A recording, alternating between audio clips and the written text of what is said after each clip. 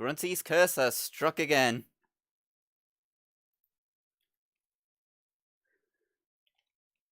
Yeah, Grunty's curse has struck again. So yeah, okay, to redo the everything, Grunty's curse has struck again. So actually, yeah, since I'm not gonna be splicing clips together, I'm just gonna redo the introduction once again. I'm gonna make it brief. Actually, I'm just gonna start up the game. Okay, so because the first time I wanted to yeah, Grunty really doesn't know when to quit. Alright, well, I originally streamed this game for the Nintendo 64, or like around like around like 2 years ago, or more like a year and 3/4 ago actually. I streamed the original N64 version of the game on a real Nintendo 64, though this was on a PAL Nintendo 64, so the audio quality was lower than everything was pretty blurry. And also, it was running at a European system, so therefore it was running at a PAL frame rate of 50 Hz, which will look choppy on a 60 Hz display. So, not to mention, yeah, Grunty cursed my internet connection up after I defeated her, which, as funny as the timing as that was, I acted pretty unprofessionally about it. So I wanted to redo this. Redo this game. This time using my brother's Xbox 360, which he actually gave to me since he no longer has a use for it because he has his Xbox One and most of his games are backwards compatible on it. And so I'm using his account on this system because he has Banjo-Kazooie on it. I'm sure he wouldn't mind since I'm only just going to be playing this game. So therefore, welcome once again to Banjo-Kazooie. This time, the Xbox 360 version. I can't remember when this came out, but I think it was like, when did this Xbox 360 version. When did this version come out?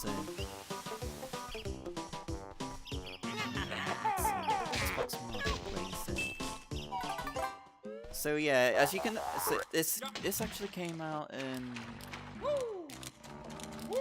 2010 actually in 2010. So therefore, and you can already see from some of the main differences is that the Nintendo references have been removed and everything's at a HD, everything's like rendered at a HD resolution. Oh, you try to find Diddy Kong Racing DS. I don't think it's quite as easy to find. I'm not sure. Alright, raise my voice volume. Okay. Alright, how's this now? How do I sound compared to the game?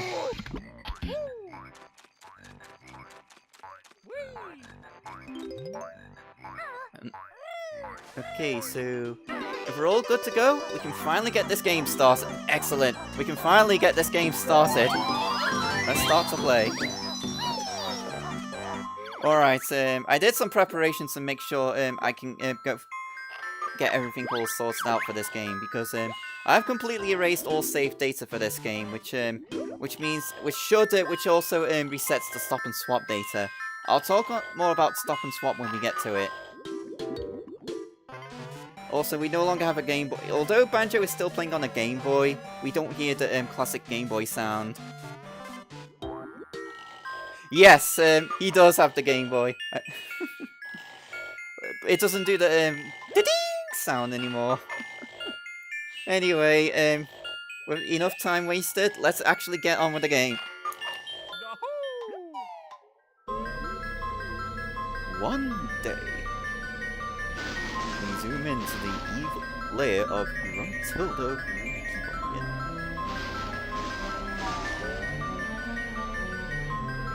So yeah, Banjo-Kazooie was originally came out for the Nintendo 64 in 1998, as you all know.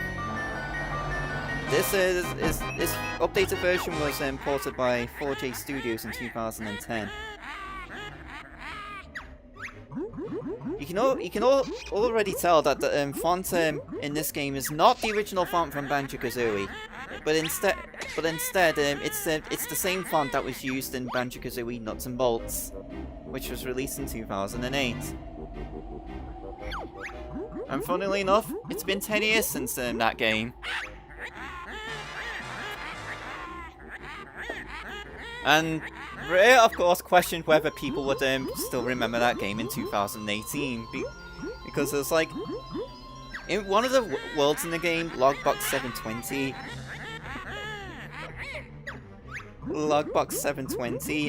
there are like giant game discs based on past Rare games, and one of them was of course Banjo-Kazooie, and it says, will anyone remember Banjo-Kazooie Nuts and Bolts in 10 years time? Find out in 2018. Oh yeah, Grunty found out that there's someone far more beautiful than her, and she said one of the few lines in the game where she doesn't make a rhyme.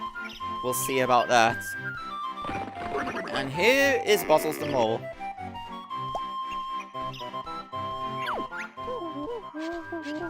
Tootie's friend.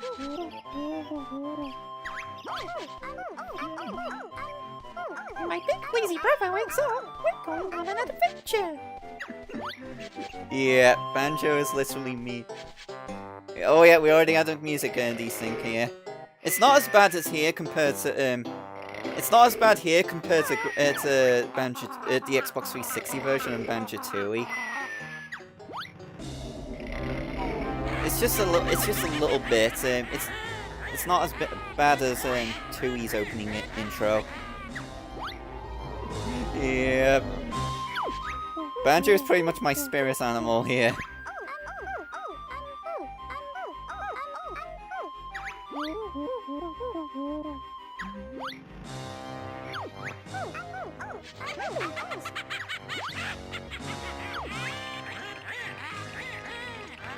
And Tootie, instead of doing the most logical thing, running back in the house, just stands there and quivers. Where's the noise? Like, where's all the thumping and banging? That was there in the original. It's not here for some reason.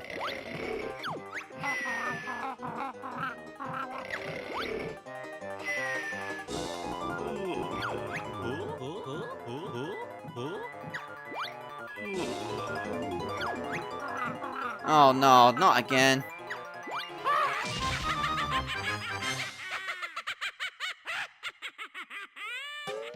Oh, unless it's unless of course it's because of the because of the timings of the opening sequence. So anyway, Tootie's been kidnapped. The game has started. Spoiler warning: don't get too attached to Tootie because this is the only game she appears in. After this game, she'll be hauled off by the rubbish video game characters police.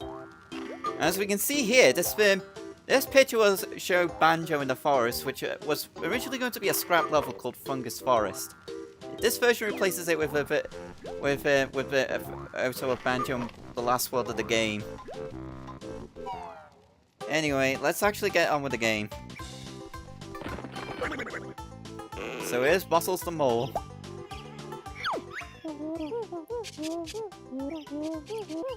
Listen up, I'm Bottles, the short-sighted mole. Show a strange looking body, Banjo.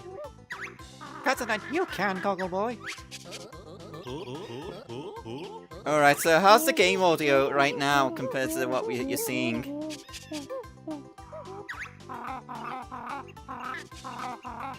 Yes, Fungus Forest did end up in Donkey Kong 64.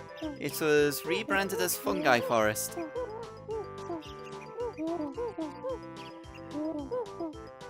Alright, here at this point of the game, because we have to do if we press A, we'll go through the whole training section, where Bottles teaches us basic, like the basic moves you start out with in the game.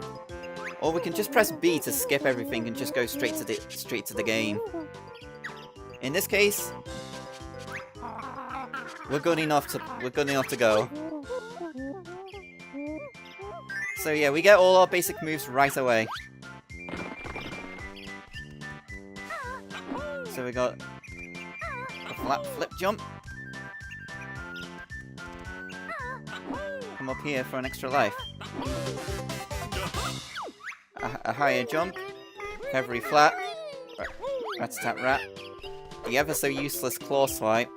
Rolling. This move. And we also have swimming and climbing. Also, if you choose to skip the tutorial, you'll start getting this if you interact with bottles. So you're on your own until you get inside.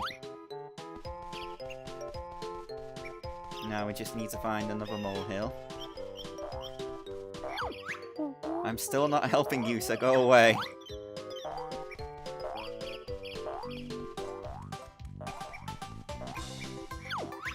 This isn't funny now, stop calling me.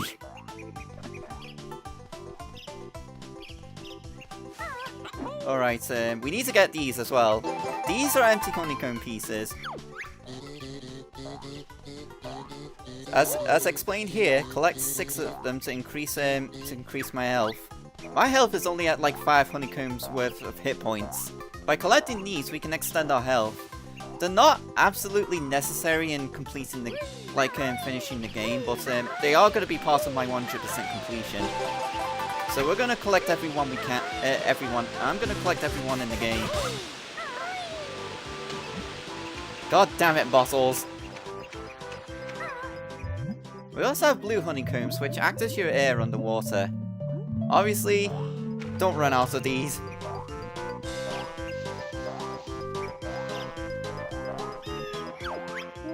This is your last warning, don't do it again.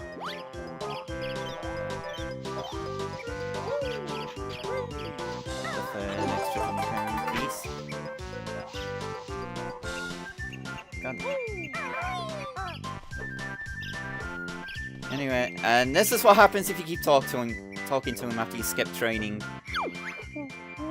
You've asked for this. I am erasing your save game.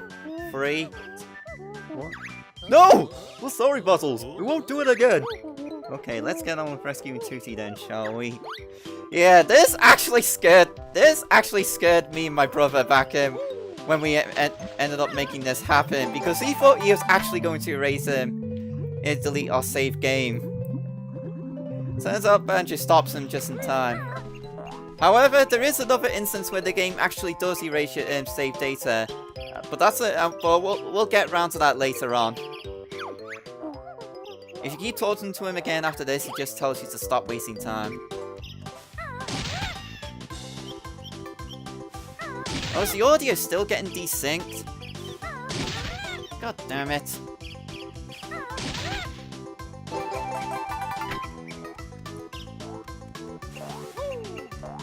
Because I swear, is it because this has to be a thing with the Xbox 360 or something? Anyway, we collect all 6 of these and we get extra health. Oh. Oh, in that case, Mint, restart your stream. You might want to refresh the page then, Mint, because Hydro and Pear says it's fine.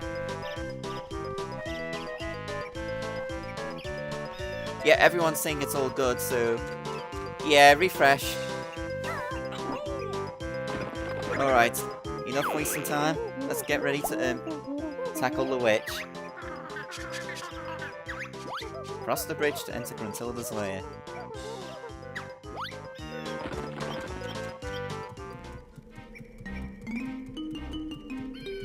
Alright, in we go. Grunty can barely fit in that thing.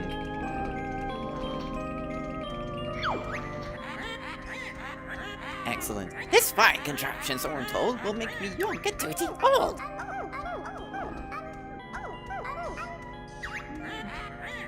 Rescue you here, not there. There's many dangers in my lair. Hurry, Clungo. Push that switch. I'm tired of being a witch. Yeah. Because we're all good to go here. No issues whatsoever. I have a host giveaway and positivity bot in the chat. Interesting. So here we are. Banjo can't pass this slope yet, but there's something up here.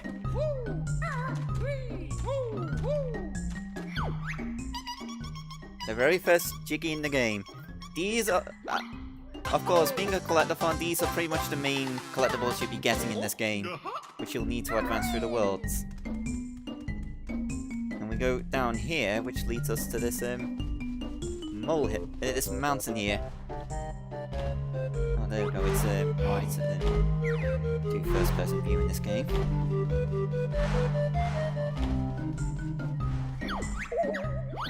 And here we are. The first. Once with the Jiggies we collected, we put them into the picture here.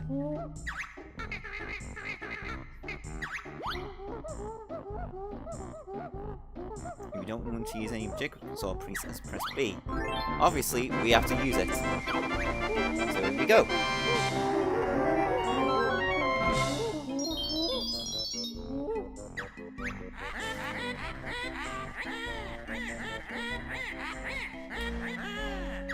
Okay, with that we can go into the first world, Mumbo's Mountain.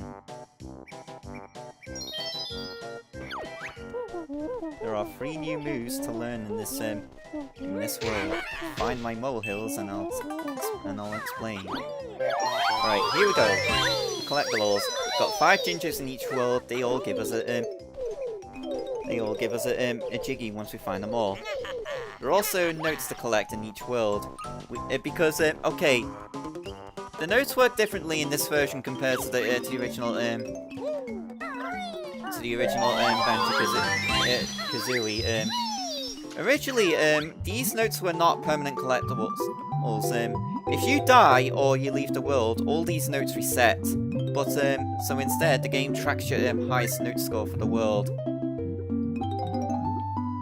which is necessary for later on. In this game, however, collecting notes is permanent.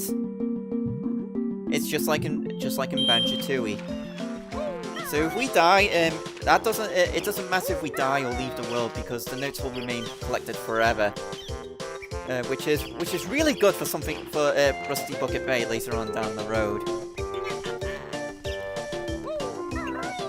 Yeah. However, this did lead to a bit of an oversight with one of the game's bonuses, because there is a bonus jigsaw puzzle mini game you can play in Banjo's house if you look at the picture of bottles in Banjo's house. You play a secret mini game which you can fill in a moving jigsaw picture, and you unlock bonus passwords, bonus cheats to change Banjo's appearance. The last one, well, the permanent notes being collectibles leads to a big oversight where if you during that picture, Banjo collects 4 notes. Because of notes being made permanent collectibles, these actually remove the notes from the area it's in later on in the game, which makes it impossible for you to collect all 900 notes if you do the game for, like if you do the jigsaw piece first. I think this was fixed in later updates, because they later made a patch to fix that. So anyway, we've got the first Jiggy of this world, and like 1 down, 9 to go. Also, we also learned the Talon Trot, which is an essential must for fast travel. Bottles explain we need to hold right trigger and left in this version, but you can also do this by holding left trigger and right trigger. Just as long as you keep one of the triggers held down, you'll still be in Talon Trot mode.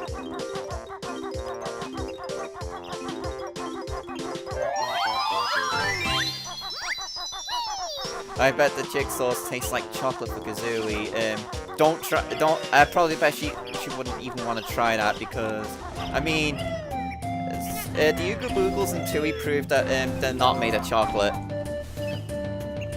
And here we're in the second move we can learn in this world, the Beak Buster, which is basically the ground pound. I don't like the sound of that, Banjo. As much as Kazooie hates it, we'll be using it a lot.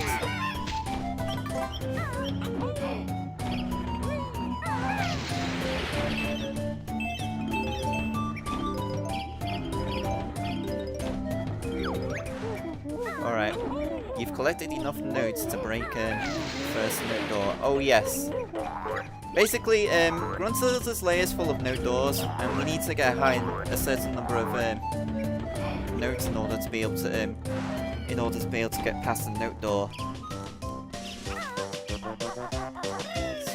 So, but the thing is, like we got enough to get through the note door, but we're gonna go. But this is a 100% end run, so we're gonna go for all of them.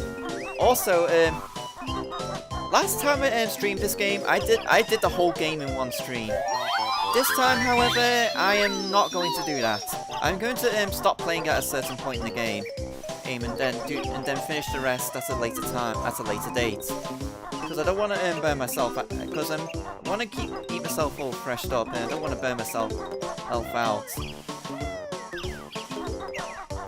So after looking back at the old footage for this for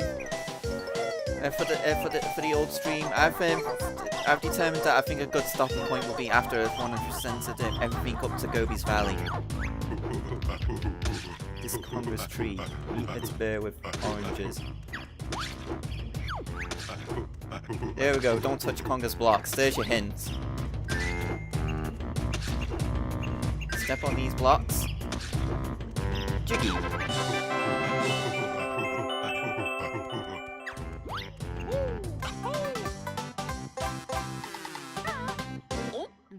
Okay. And I thought this character was Diddy Kong when I first played this game. But yeah, he's chimpy. He wants an orange. Steal an orange.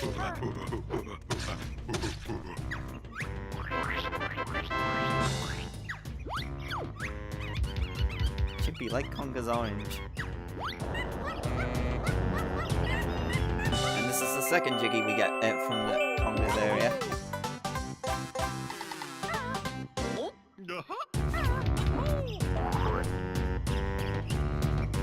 We're gonna get the third and final move of this world.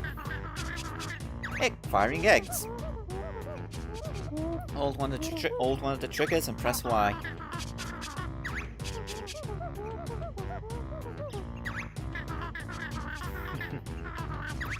Though you don't get to use shoot eggs from behind as much as you would shooting forward. There are some uses later on in game, but you won't be doing it as much as compared to shooting forward. With these eggs, we can go up here. Be safe here. Burgard, it's Conga. You think? Whoosh.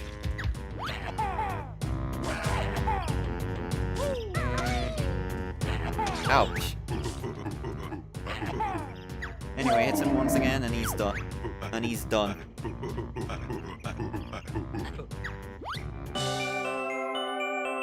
We're gonna collect that in a bit. First thing there's another thing we want to do here.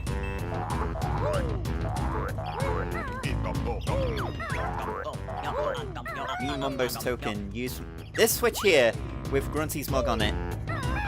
Smash it down, then we make a Jiggy appear in Grunty's lair.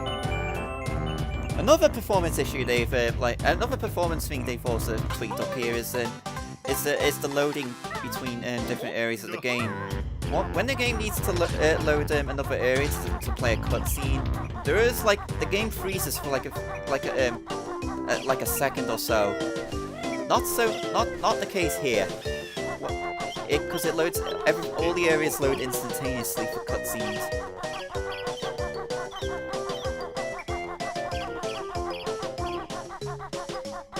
Alright, so the next step we go here.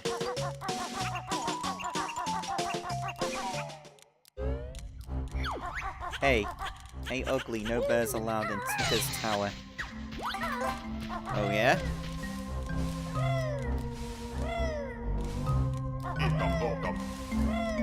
Yep, can't go up there because the slopes are too steep even for Kazooie. So we really aren't allowed in there.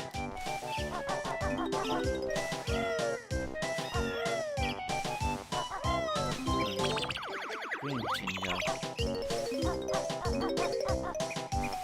I know where the green Jinjo is. It's now I know where the green Jinjo is. It's in the huts.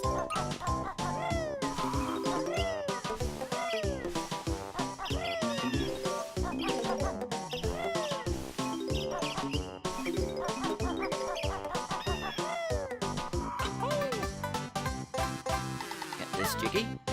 That's half the Jiggies in this world. Back to smashing these huts. First hut gave us notes. Second gave us eggs. The third was occupied by a Grublin. Fourth is the green Jinjo.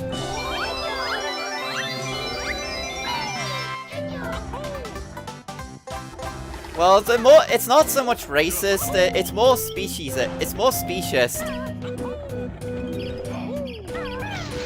Anyway, fifth hut, extra life. And the final hut is the Jiggy.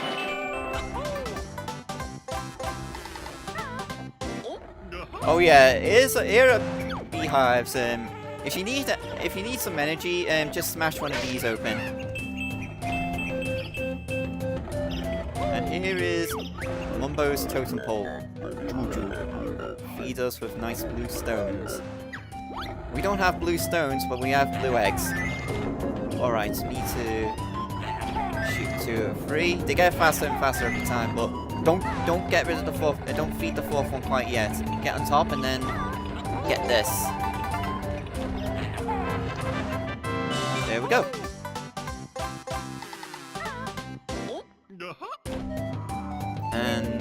And there's a Jiggy right in Mumbo's eye.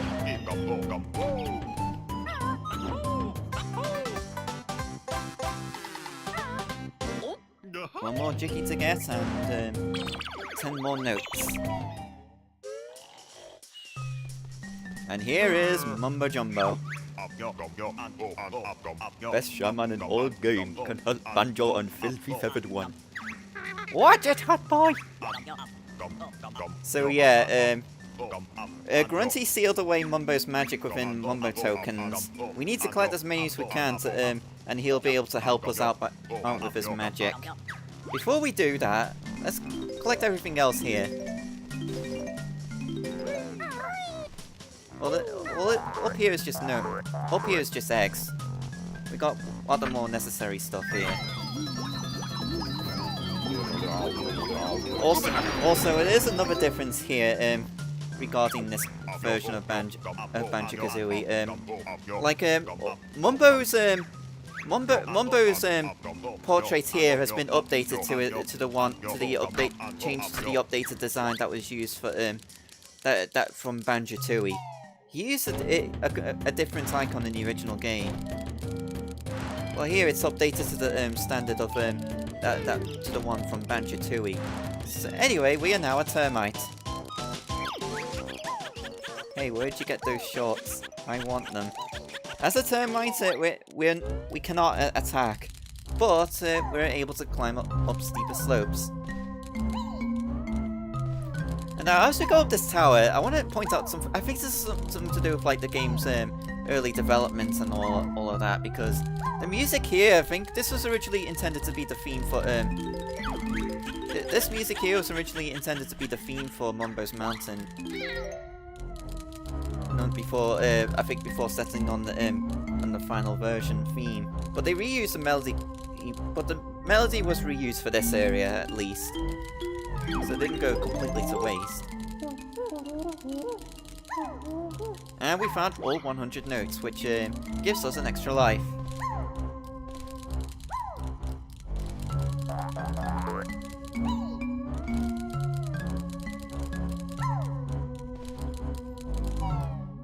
And we're at the top. Oh yeah, a lot of the HUD stuff was also redrawn. I'm not a fan of how the health, life and health HUD looks in this game, because it kind of looks really doesn't look because it kind of looks a bit I don't know how to put it, like ugly compared to the how it looked in the original N64 version. It's like ugly and blurry or something. Anyway, this is all we've done for this world, but But we're not gonna... normally we would just change back in order to leave, but we're going to actually leave as the termite. And K. Rool's already having a sing. And we get the Jiggy that spawned on top. I think you might just be able to get there as normal Banjo-Kazooie, but if you try. But it's recommended to have the termite for it. Yeah, Mumbo's warned us that if we go too far from this world, the magic will wear off.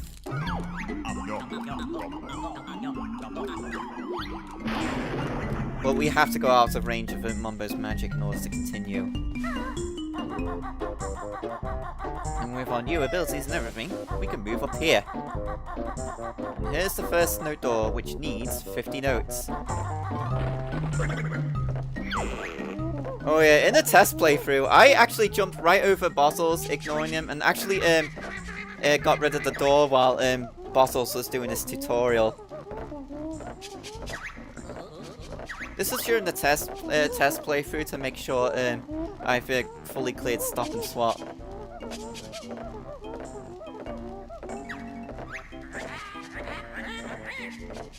Oh, Grunty has to say this. Basically, that is actually quite true because, like, after once you visited the world, the enemies of that world will start roaming around Grunty's lair, which is pretty neat little touch. That door was easy, you got past. Unfortunately, you're first and last. And this is Gruntilda's nice sister, Brentilda.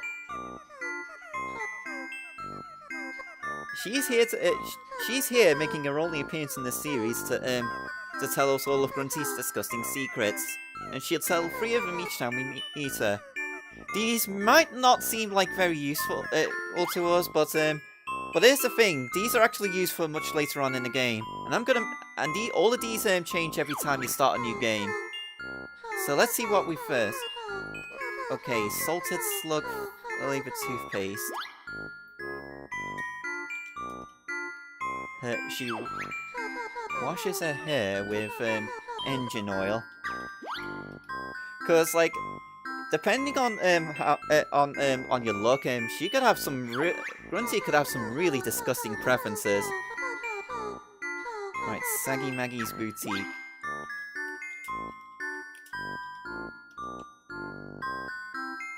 So yeah, I'm noting all of these down as I go.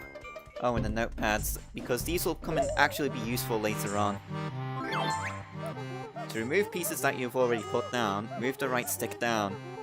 You really have no reason to take pieces out unless you really want to, unless you weren't playing well enough to collect a lot of jiggies. So just leave them in.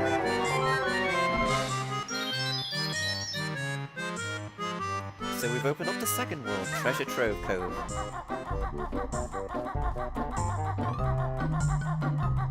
We make a quick stop down here. We activate a warp cauldron. There are cauldrons throughout Gruntilda's lair that work in pairs. Basically, they work in different coloured pairs. When you interact with one that's another colour of that one, you can create a shortcut between Grunty throughout the place to save some time in getting around.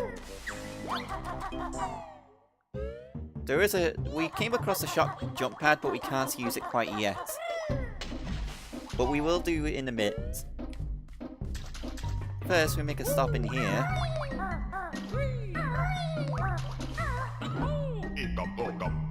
Get this. And activate the red or brown warp cauldron.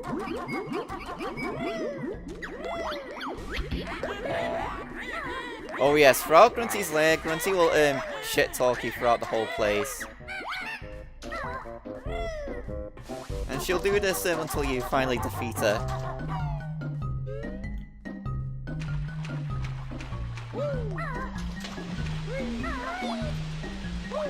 Anyway, down here there's a path under the water. Let's see where this leads us. Into this place. There is a picture here, but which requires 15 pieces to fill in, but there's no podium to stand on, so we can't fill it in quite yet. This is actually for the last world in the game. They put the picture for the last world in the game all the way here at near the beginning. Just to tease ya. Also, Brentilda's here again. Let's see what she says this time. Her nickname was Cauldron Butt.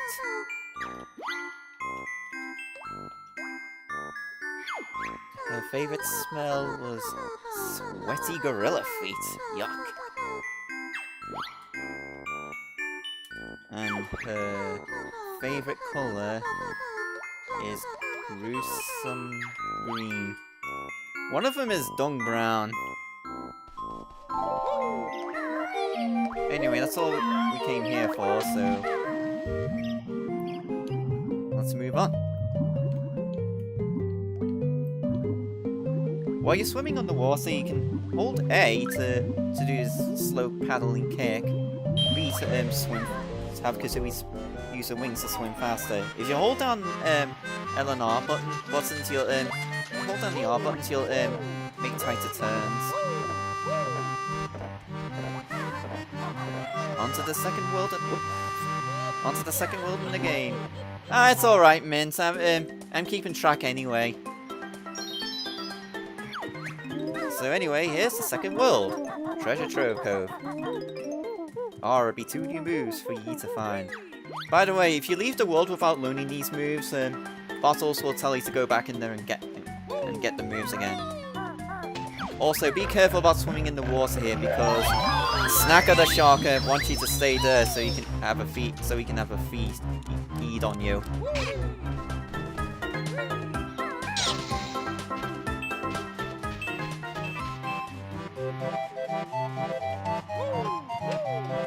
Okay, come up here first and activate this. Legs are tired. So the shock jump pads, these require you to stand on here, hold A and then jump.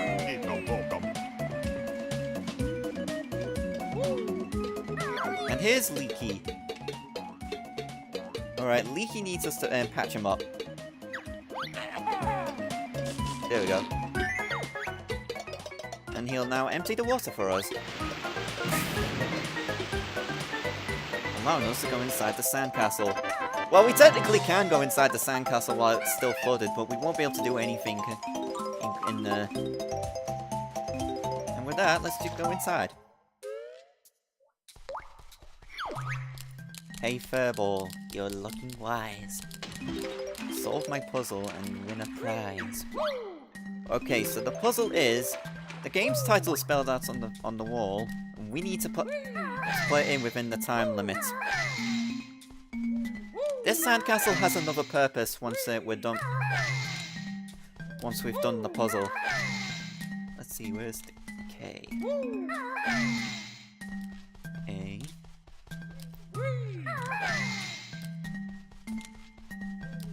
Z. O.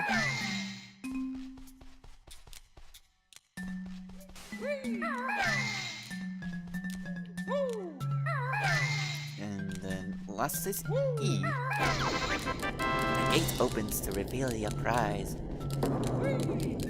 And we need to take care of this black snippet first. There we go. Okay, it's now stuck in the grating.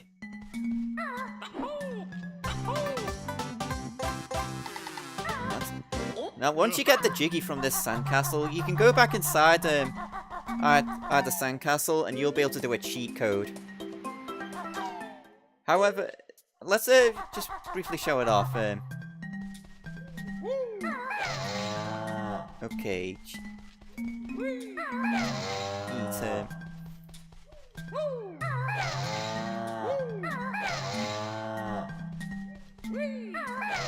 Okay, what is a cheat we can go?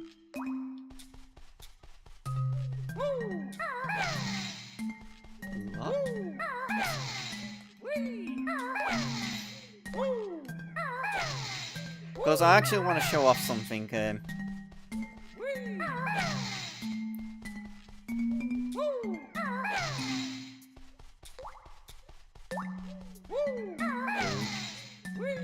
Because there is something, this game does change, this version does change with cheat codes. If we can just,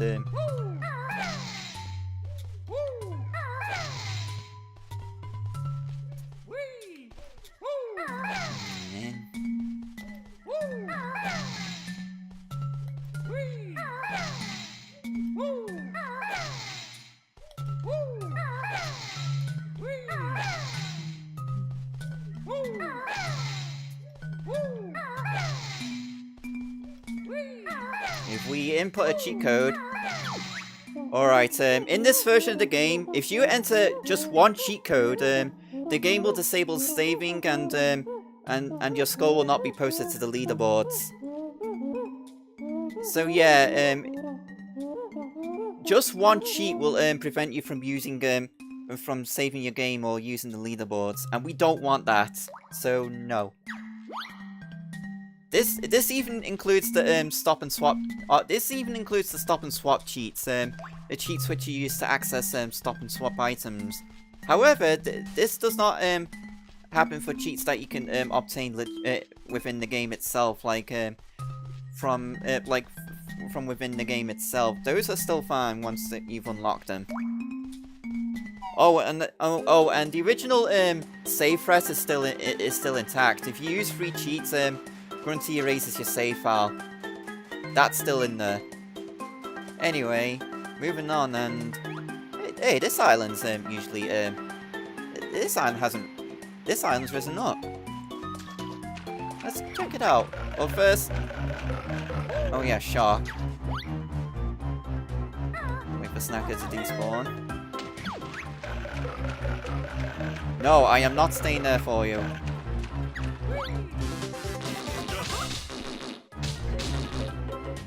Because it's actually possible to kill Snacker, but you need to there we go. That'll actually get rid of him for a while. Anyway, let's go inside here.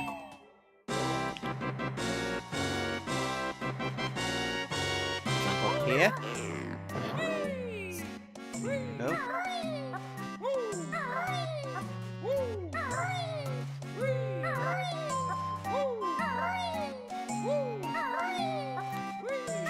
Here.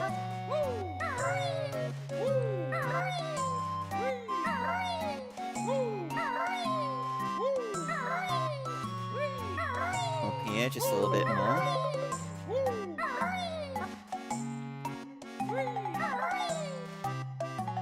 Oh, anyway, here we go. Here's one of the stop and swap items, the pink mystery egg. Stop and swap has had an interesting history in the within the series, because we actually get shonies at the end of the game when we have all collected Jiggies. Because Rare was originally going to do something with these things. Ooh, an egg! That's one of the 7 stop and swap items we've been looking for. I reckon it will unlock something special in my nuts and bolts adventure. Can't wait. Alright, so basically, Rare intended for something to happen with once you've when you've collected oh yes, Snacker has respawned after gone inside Shark Food Island and come back. Originally the plan was, I think they originally, so from what I know, they intended for you to do to swap the cartridge around as quickly as possible, like swap out, turn off the N64, quickly swap out Banjo-Kazooie to put in Banjo-Tooie. Because originally, RAM would persist within the Nintendo 64 for like a few seconds, and so therefore, with the stop and swap items in RAM for a while, you would be able to if you swapped out Banjo-Kazooie with Tooie before the RAM would decay, you would be able to use those items in Banjo-Tooie. However, later hardware revisions made this impossible, because later on the N64 hardware was like revised so that ramp decay time is only 1 second. Therefore, this made stop and swap impossible to do. Don't worry, I'll be back for those notes.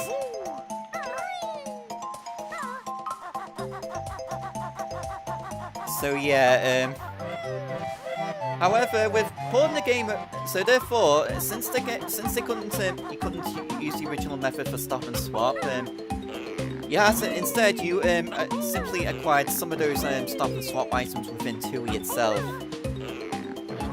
However, with this with the Banjo-Kazooie and Banjo-Tooie now being on the Xbox 360, they revived stop and swap.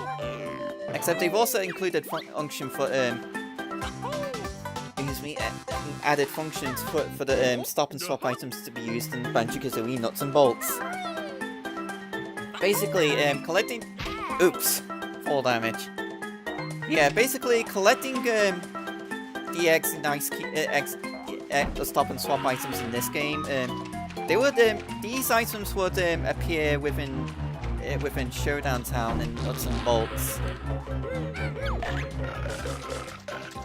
And basically, once you find these items, you bring them to a specific spot, and you unlock bonus vehicle parts which you can use. However, that's not the end of it, as Banjo-Tooie was later ported to Xbox Live Arcade, just like this game. And the items you collect in this game can also be used in there to unlock some of the original items that you could unlock in the previous game, like originally in the N64 version, plus a few extras.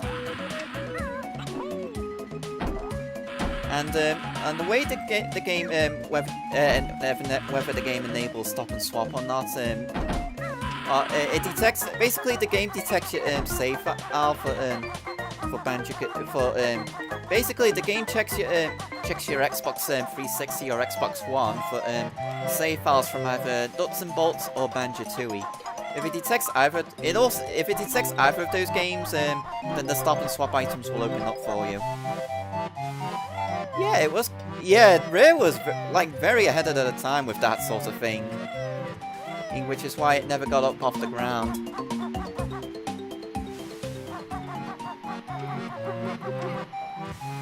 Anyway, here's our sad hippo friend here, Captain Blubber. His ship crashed and he lost his treasure, and we had to find it for him.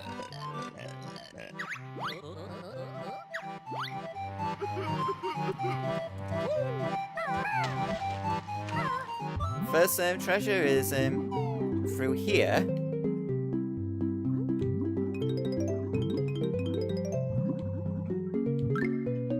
There we go.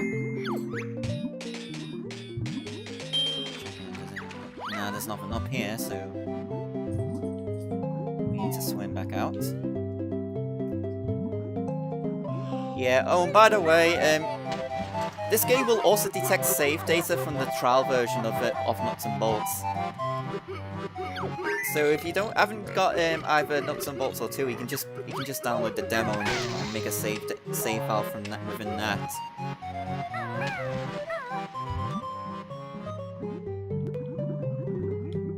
Get this. But yes, speculation of stop and swap has been completely rampant throughout the years since the game's original release. And we get a Jiggy from Captain Blubber. But yeah, speculation was rampant, and it wasn't held that Rare often teased people about the items. Because I know, like research and stuff was especially like all over the place about which eggs were safe and which eggs were fake, like all that stuff. Like that's probably what the Rare Witch project was originally, something like the Rare Witch project was originally for. And there was not to mention the codes. The codes that all the codes that unlock these stop and swap items, along with many other things. Like like many of these cheat codes were discovered by Rare Witch Project's founders, Ice Mario and Subdrag. I remember when I first found out about these cheats through a cheat book that we got with a magazine. That which actually listed not only how to get those stop and swap items, like the ice key, the blue egg, and the pink egg, but also 4 other eggs, which will be seen later on. So now we can finally fly. We'll need some red feathers. Press A to use one, but remember that Biggie can only carry 50 of them. You can also turn sharply while in the air by pressing the right or left bumper. Ah yes, the baby claptraps again. After that disaster, that was like starting up the stream.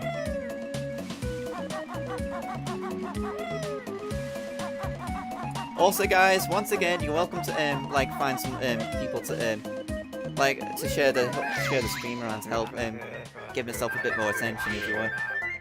Follow the clues if you're looking for gold. Alright, first we need to make a stop here.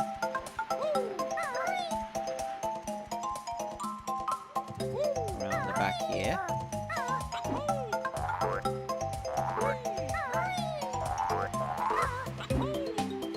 And my dog is now right next to me.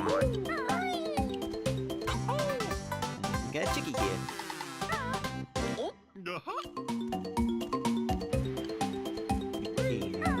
Our way back.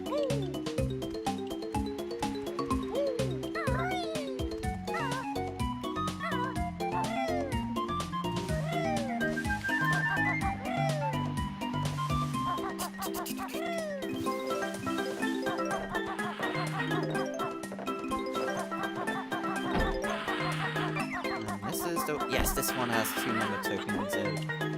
Whoa! When it comes to getting these items from the lockups, just be careful not to touch the teeth. That's the only harmful part.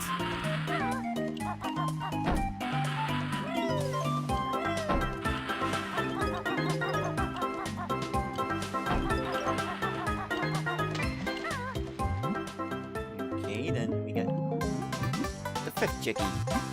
Halfway there.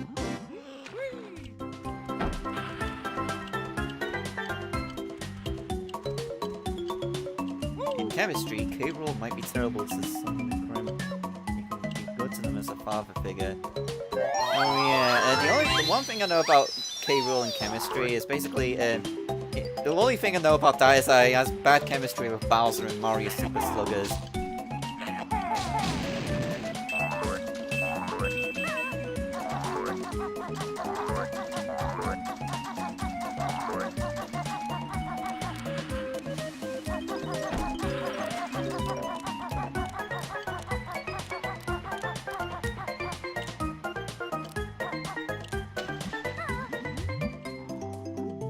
This one. And we now have more than enough for the next Mumbo transformation.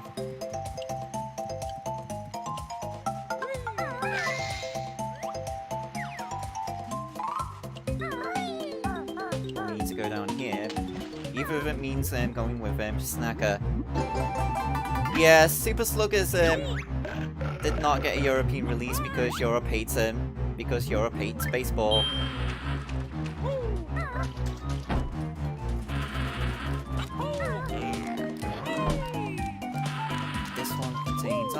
This one's just eggs.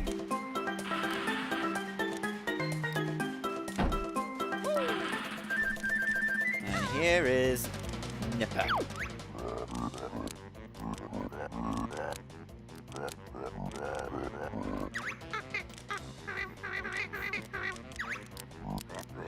And he ends up being hostile to us because Kazooie had the idea to open her yap.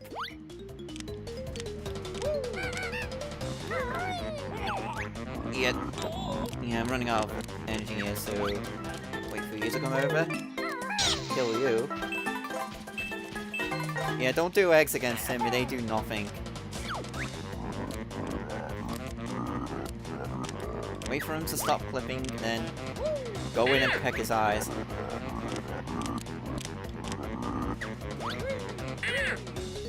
That's twice. And a third time. And he shrinks away. Follow him in.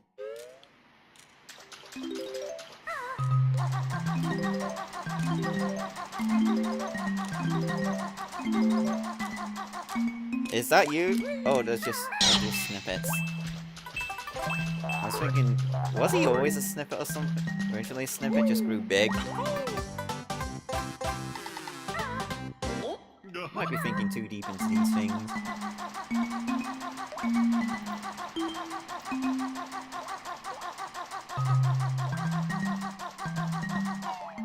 Here we go. This one that's open here.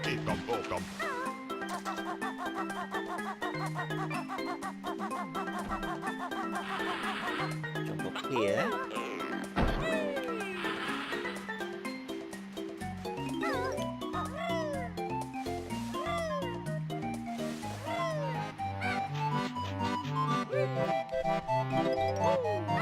Get these notes. Why were they inside of him? I don't know. They probably moved in with him and Nipper just grew to be really big. Maybe they lived with Nipper and Nipper just grew really big. Growth spurts.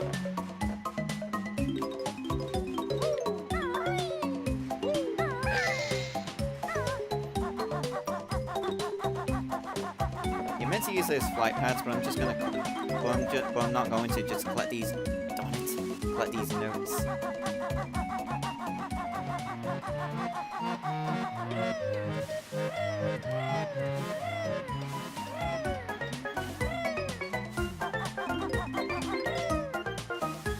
Found this. And move onward to the next red X.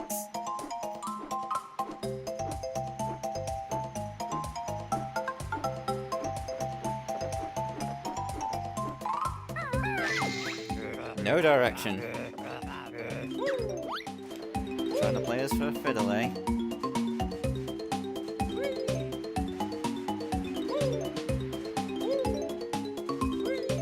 Aha! That didn't have to search that far. Please open me gently. We don't have any way to open you gently. Sorry, bud.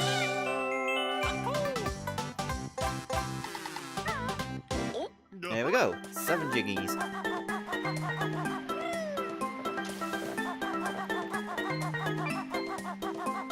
Alright, there's 3 more jiggies we need to get. I know where they are. One of them is the Jinjos.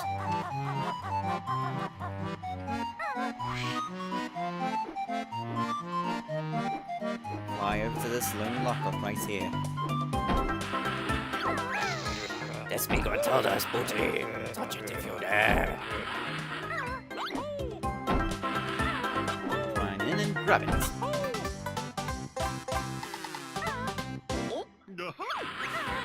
That golden treasure was hardest. Hey. The game's gonna get harder anyway. It's not like I thought that like the game was like going to go into hard mode.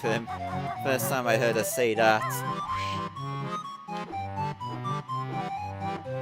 Back when I first played this game.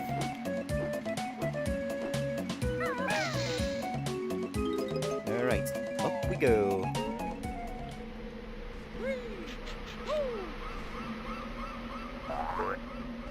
So yeah, we're higher, way higher on up in the world. So high up that the music is now replaced with howling wind.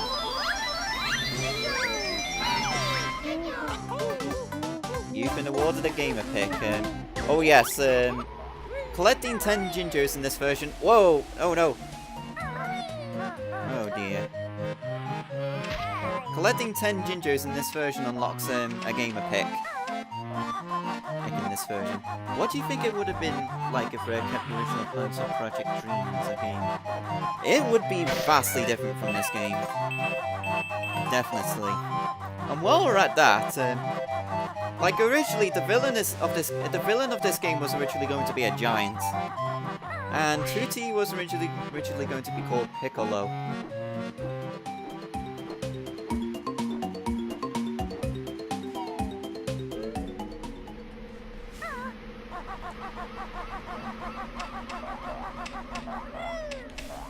Like, do keep in mind I am not using low latency mode, so there'll be a bit of a longer delay before I get to see a message.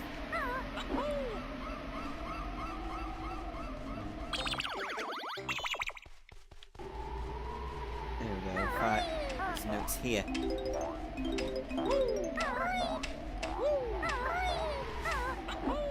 Go to the back of this lighthouse and pound this.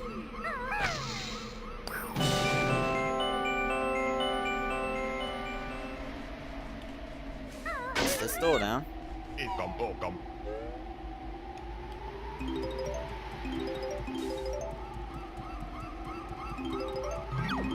that's the last of the notes. And the last Jiggy of this world.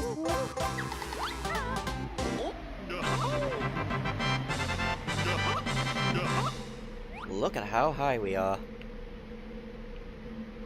Whole world beneath us. You know, let's do something absolutely ridiculous. Geronimo! Ouch! Whee!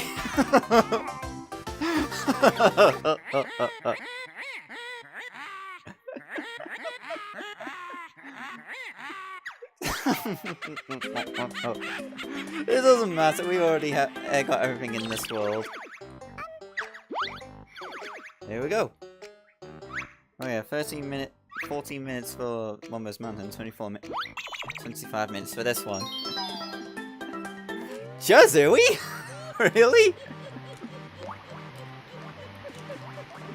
Well, but yeah, yeah, one of the villains definitely was going to be a pirate called Captain Blackeye. Because, but we do, although he was scrapped as the villain, he does make a cameo in a later world, later on in this game. And we do get to see him in person in Tui, where he rambles about a bear stealing his glory.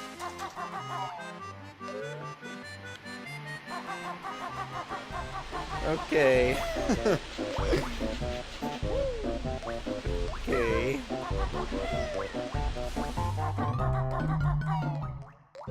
Anyway. We can now use this to access the other picture that was here.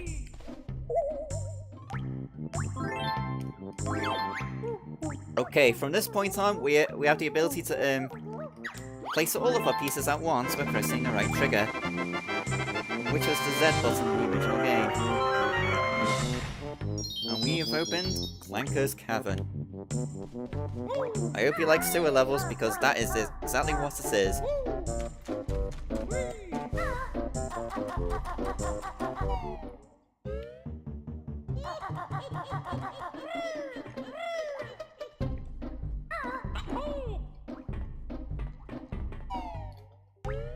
And here we are. We can't cross yet because we need to do this. There we go.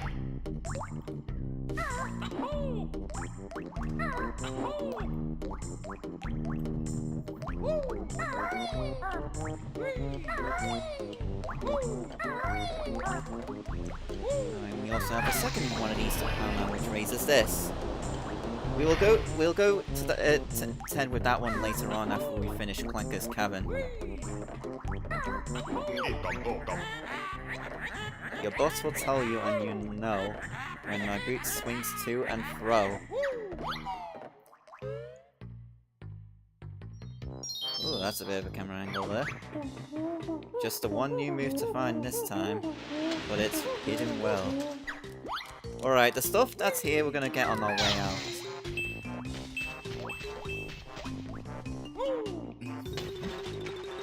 First, let's just move on. Because here we go. As the sewer level, there's lots of water.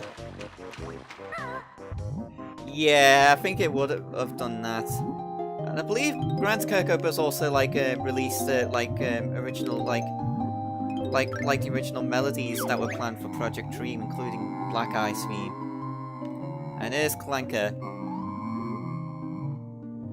Yeah, poor Clanker really has it rough. He's like a biomechanical waste. He's like a biomechanical waste disposal unit, and he's chained all the way down here underwater, and he wants fresh air.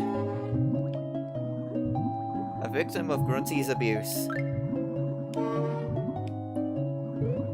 To help him out, we need to swim deep, deep down.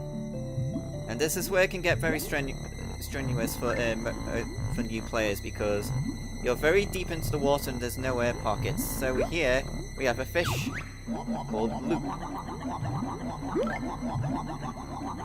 Oh boy. There we go. Get his air bubbles and you get 2 units of air back.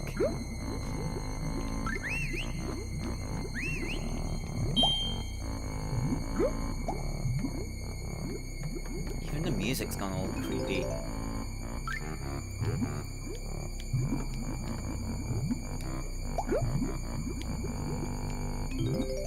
I need to collect everything here, which is the notes and the green Jinjo, and set Clanker free.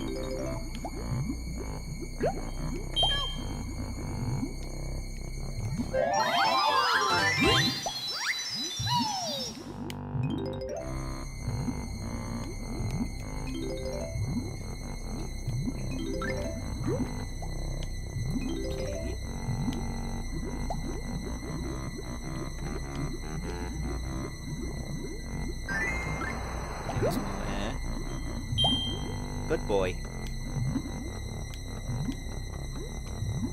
I'll just swim through this again.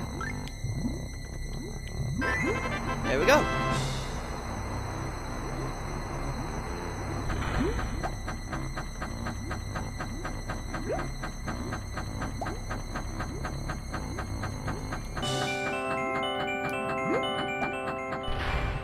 You know what, thinking back on that Banjo-Kazooie, I'm thinking that, alright, that's gonna be what I'm gonna, you know, when I finish this stream, that's what I'm gonna do for the raid hashtag. Yeah, it's that way on purpose because she's so deep underwater. Not helped by like how your only source of air is a fish. Anyway, Clanker has a reward for us on his back. So yeah, thanks for giving me like a hashtag already. Okay. Now Clanker has another problem. His teeth hurts now from eating too much garbage. And once we've set him free, we've opened up a whole load of other areas and there's some stuff we can go to.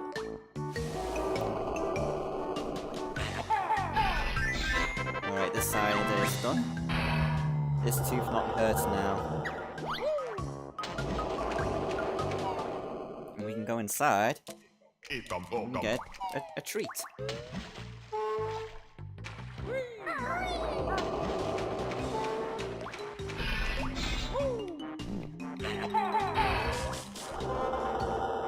Yeah, well, it made a really good, good misspelling right there. Toothache this side, I'm gone. And now we can get a second reward from Clanker.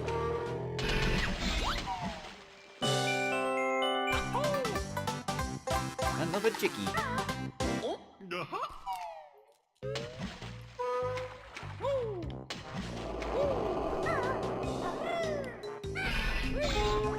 Alright, jump down this blowhole here. Found this. This has caused Grunty's eyes to pop out. Out in that picture room. Get here without touching the blades. Remember what I told myself about not getting cut up?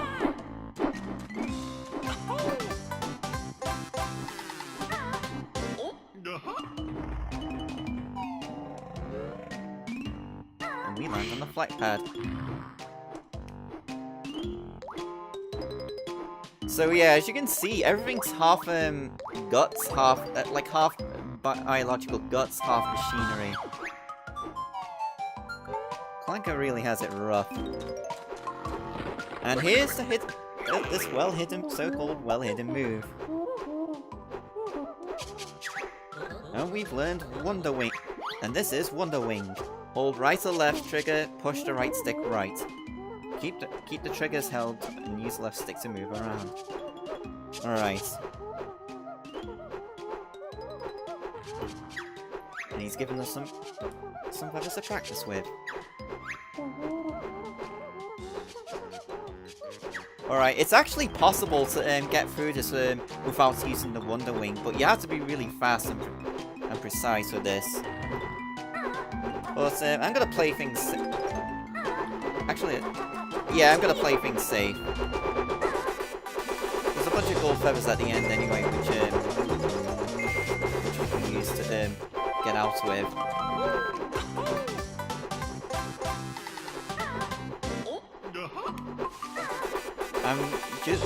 Also, when using this move, it costs 1 gold feather to initiate the move, and then you lose a bit more with each couple of seconds you go on for.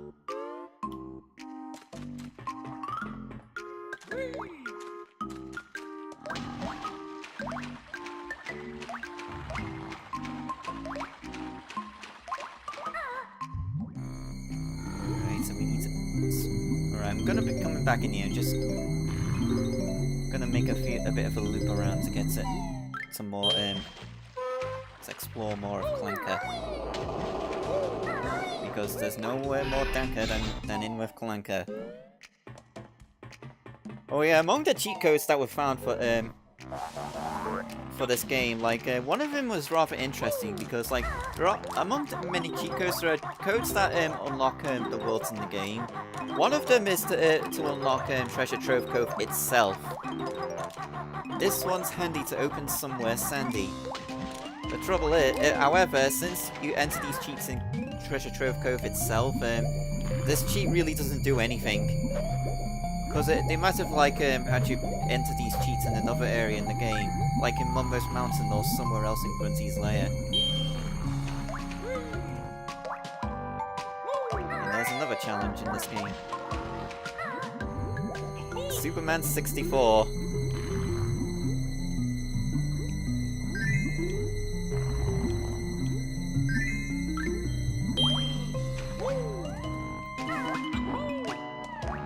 Basically go through all of these rings in the timeline. You can also hear another difference with this version in the audio. Some of the instruments are like a little bit... This instrument is a bit wacky. It's a bit off-sounding compared to the original N64 game. Probably as a result of the porting process.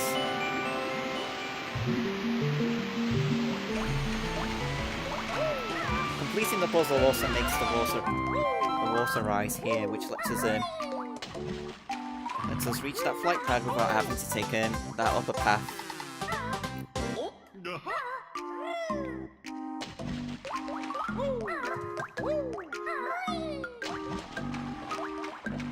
And we can exit Clanker through this way.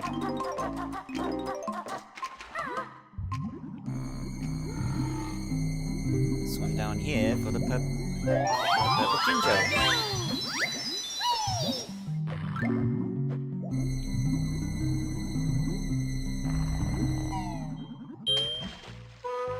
Here we are.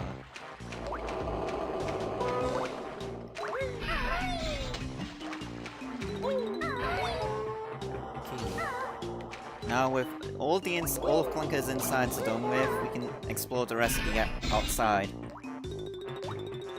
See how we just... If we jumped into this blowhole earlier, so we're going to ride on the bolt. Alright, be careful not to fall off here, it's a bit of a tricky way. It helps to, like, center the camera behind you when walking across here.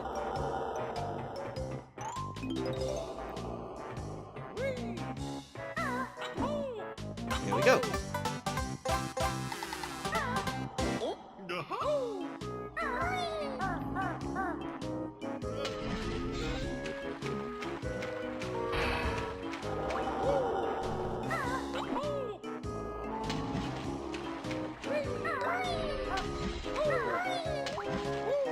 To get to the sledge here, we need to wait for Clanker's wing, flipper to come up. Oh, be careful of these grill chompers. If they take a bite out of you, that's 2 honeycombs gone. Very painful.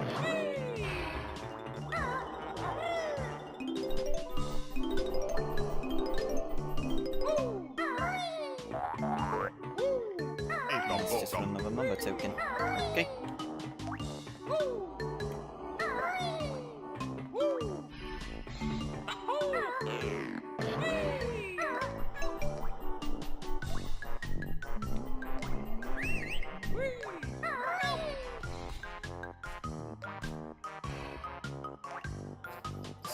And we have to go with this next one. I think there's also another item here, down here. Oh, it's just an extra life.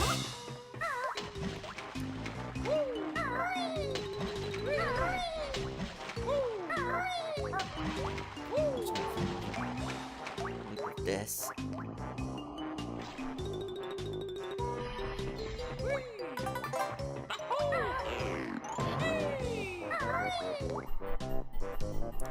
This again.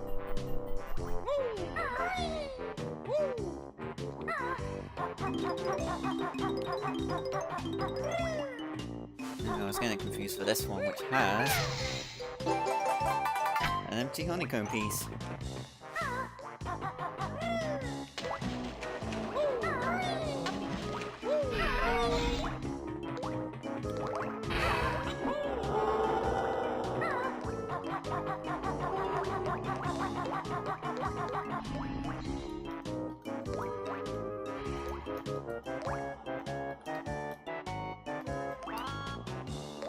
Okay, so... There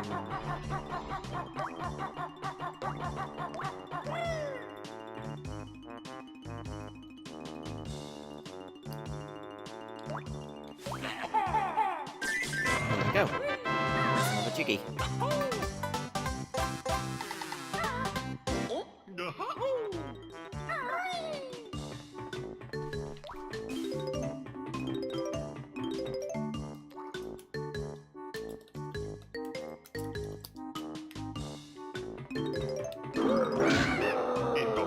And that's brought me back to full health. Okay, so...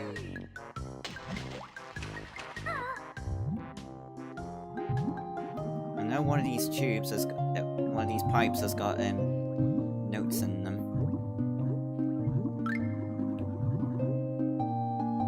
It's not this one.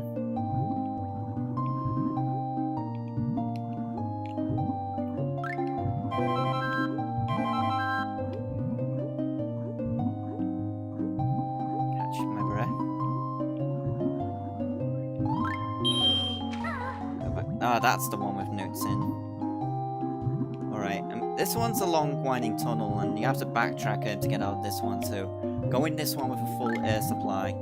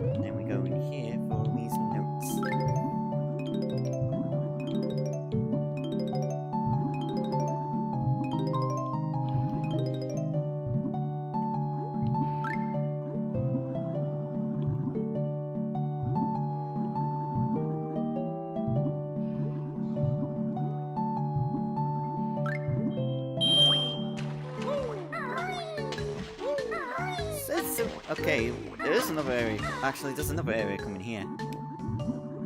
This eerie green area.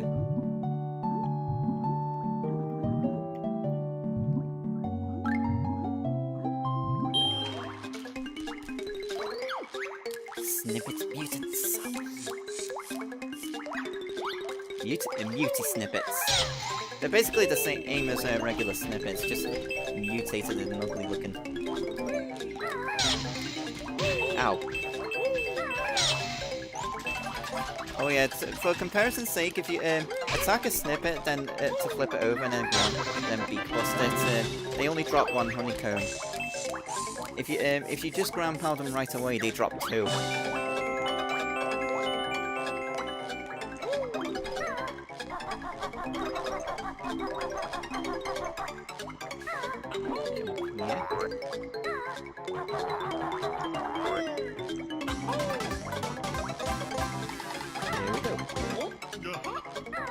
There's only just a few more things to find, and they're at the beginning of the world, so back we go.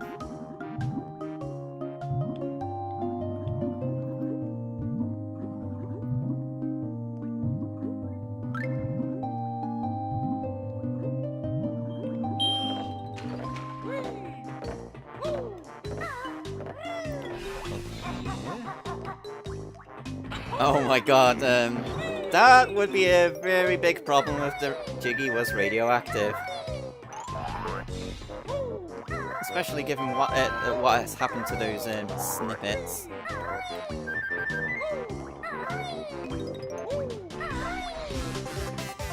Just for an extra life.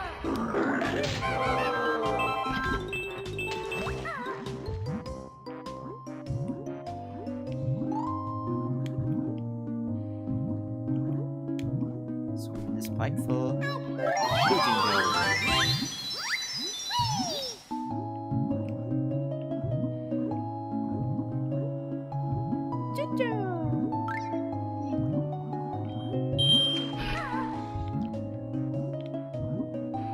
I think there's also this. Yes, this is just for Mumbo Token.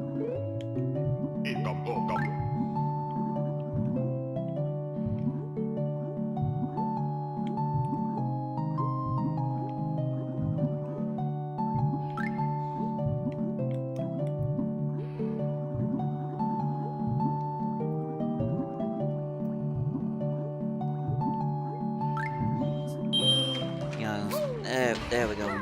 It's this pipe we need to swim in. I'm just trying to remember, because there was another pipe we had to like swim inside to find the next honeycomb piece.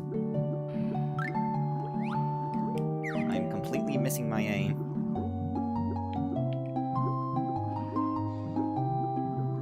There it is.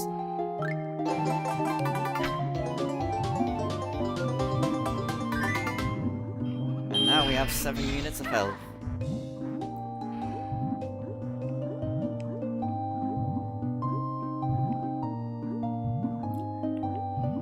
With everything pretty much done, it's time to leave the world and get the last few collectibles on the way out.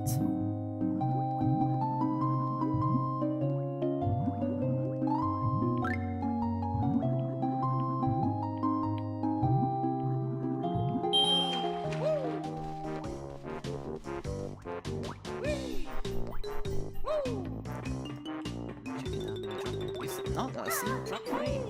It's really good.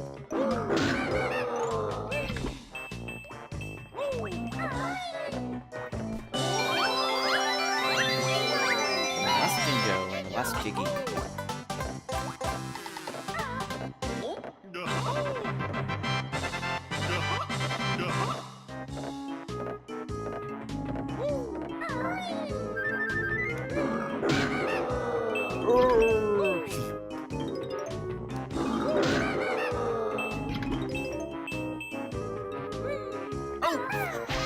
I didn't mean to do that.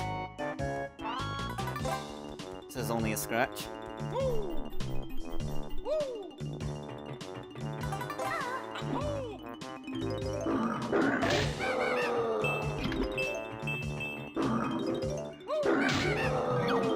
That's everything.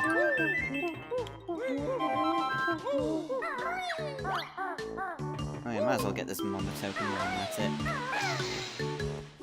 Another kleptomaniac.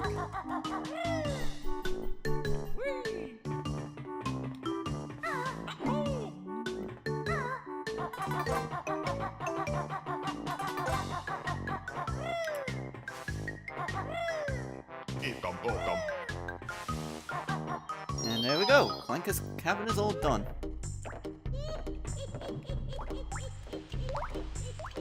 Oh, good, I don't have to push a switch again because he knows it's popped up.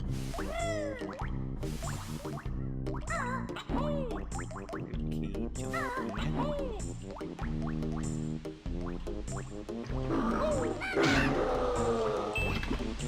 Alright, there's another Rentilda.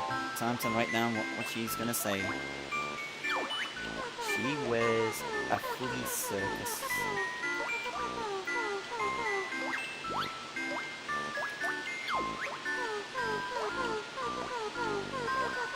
A dog called Ripper.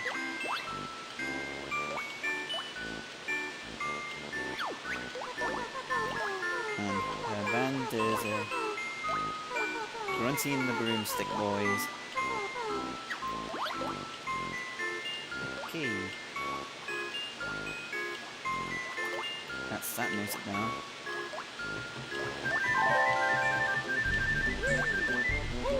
I'm just gonna tweak the saturation a little bit. Bear with me a minute.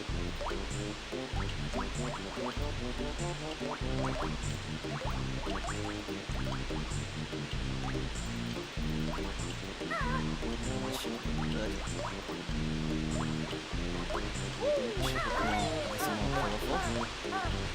Jump down here and swim the opposite direction but without input.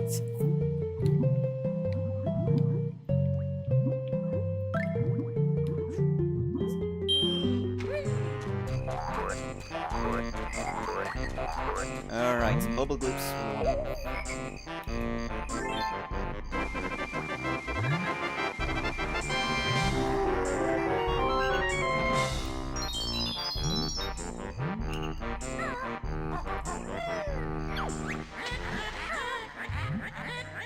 Once this cheap shooter, then you'll get a grunty pounding. Don't bet on a grunty.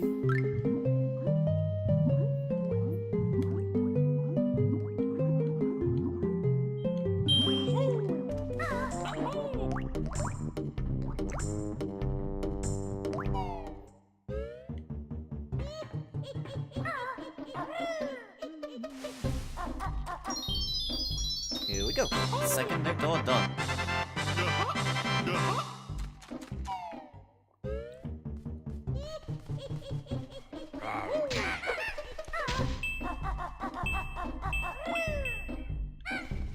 There's a Jiggy we can't get to yet, and another Brintilda. Oh, where's our secrets for today? She sleeps on a pile of treasure. First, and then she won the dirtiest undies competition. Yup. And she appeared on the front cover of Fat Hag Monthly. Oh! Oh, TMI! TMI!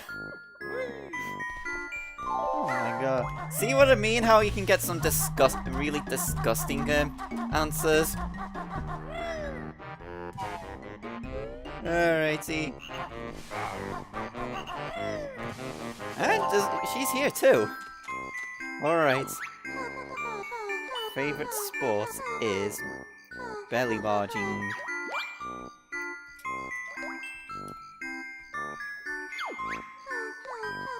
She attended Fat Hag High.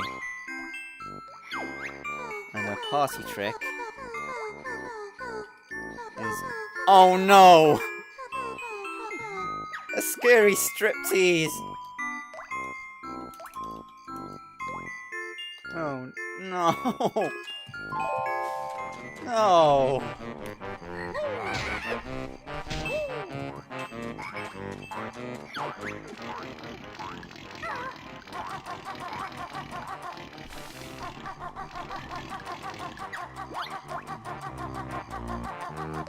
Okay, since we're in the Bubble Goop Swamp area, be careful not to touch this water because it's full of piranhas.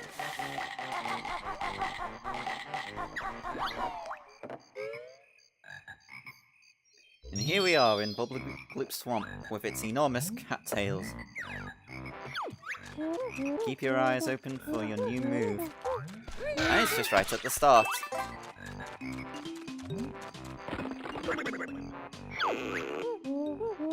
These are the wading boots. And we got 1 or 2 footwear power-ups.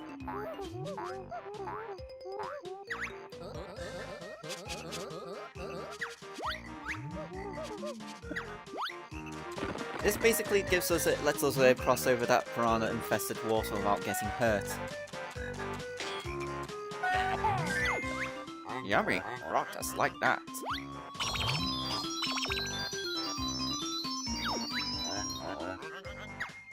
You want yummy egg too?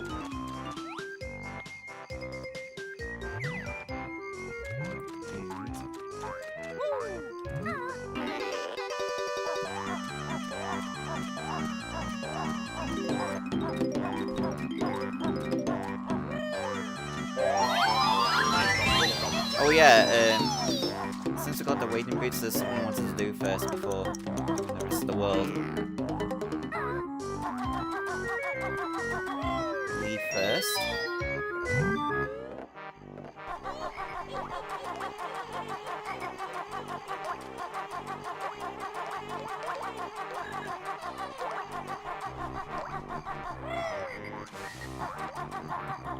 Get these.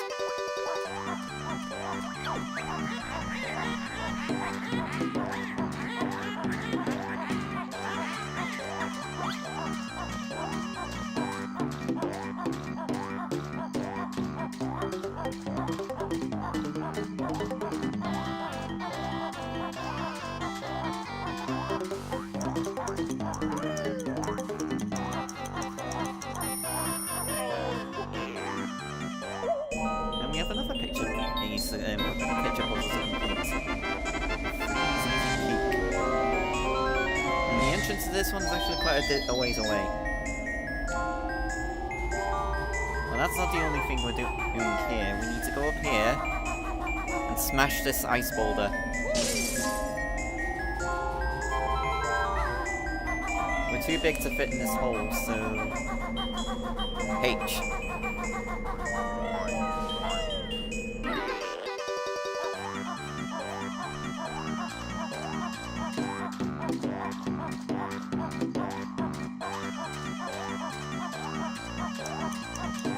Yeah.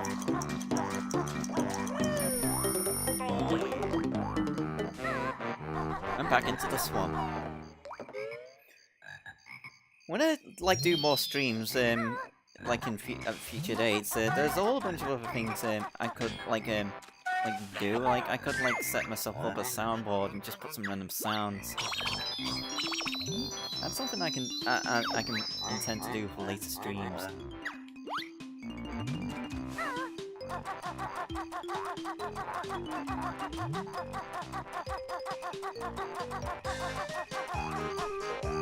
Get rid of you.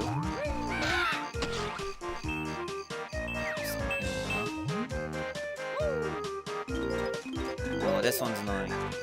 These switches were mentioned in the manual, but they only appear as time jiggy switches, but they only appear in this world.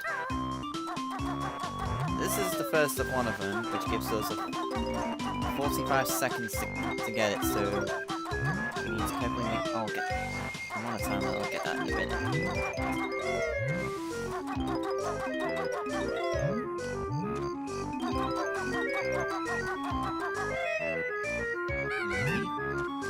Here we go. Easy enough.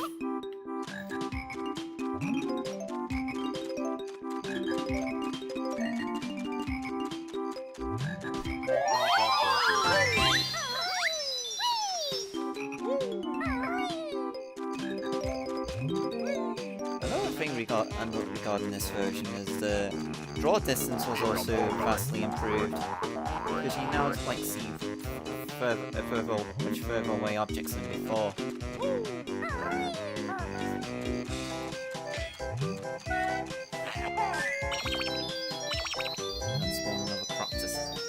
there.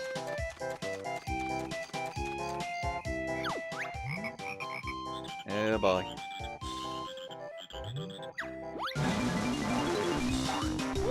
Yellow flibbits. There's a whole horde of them, and they're like more durable than the red ones.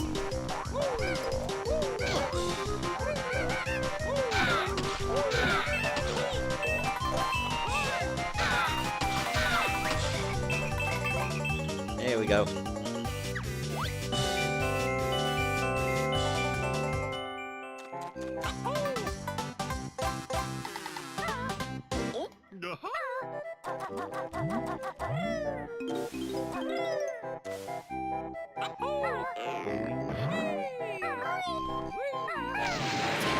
More hits to smash.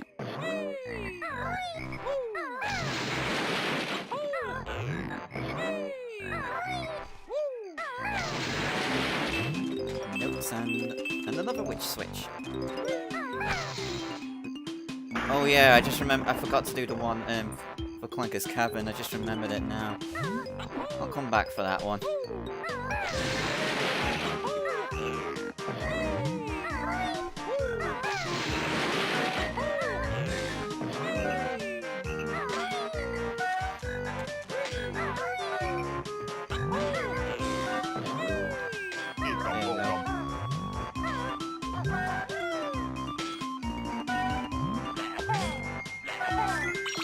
Welcome back, Mint. These Croctuses get faster and faster with each one you off.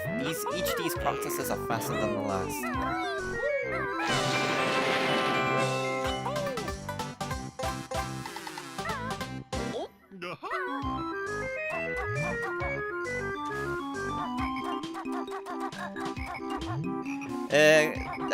A golden kremling or claptrap. Actually, that would be a Croctus. You couldn't pretend it's a Kremling. Shared universes and with Donkey Kong and all.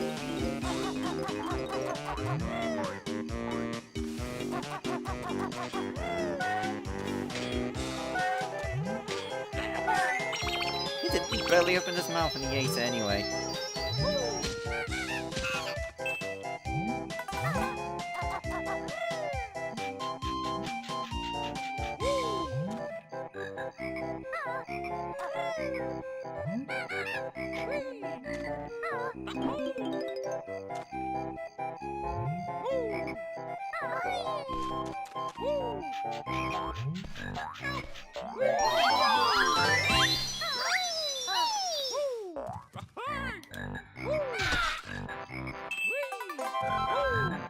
Those notes I'll come back for.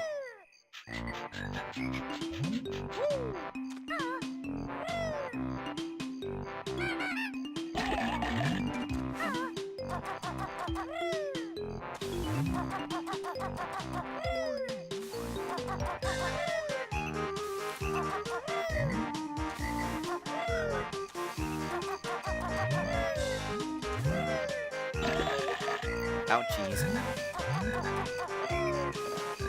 Oh yeah, let's pick this one up.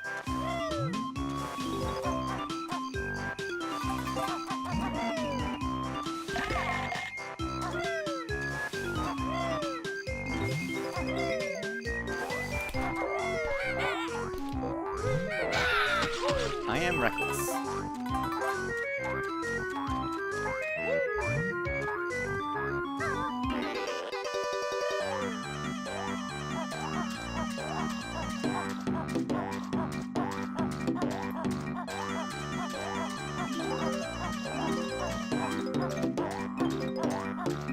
There are plenty of other dangerous floors to be in besides Piranha Water, which are in later games. I mean, not later levels.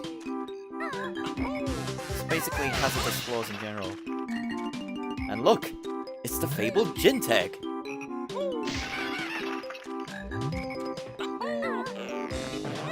The fabled Jinteg.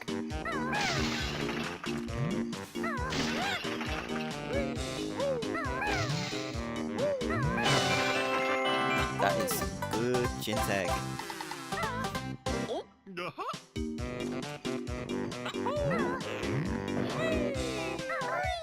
it's rabbit. Yes.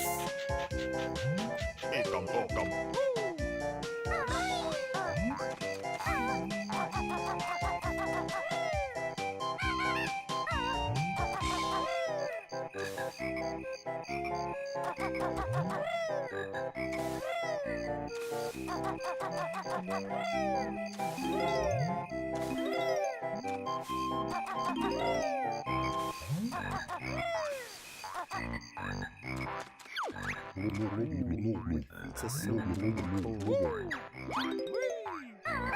rather painful treatment, but it works.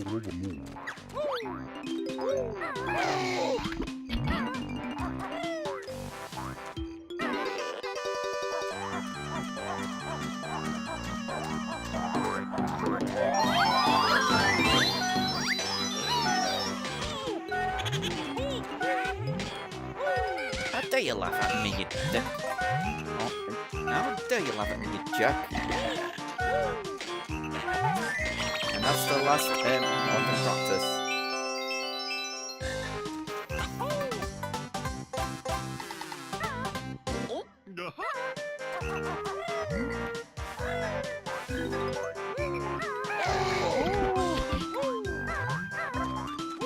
Oh!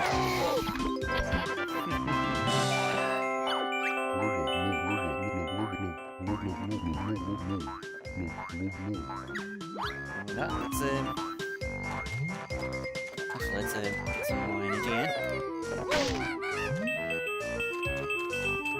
A K-Rool plush. Well, he's getting the K-Rool amiibo is coming out soon anyway. Yeah, but nothing beats cuddling a nice plushie.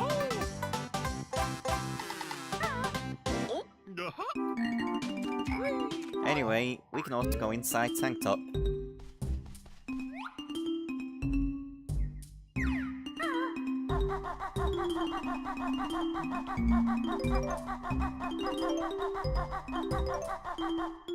Hey, it's Tip Top from Diddy Kong Racing.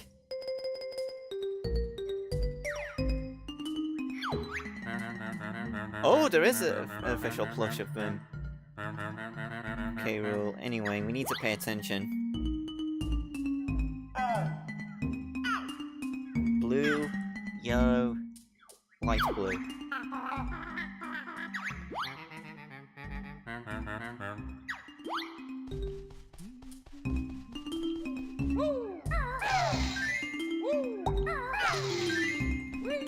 There we go.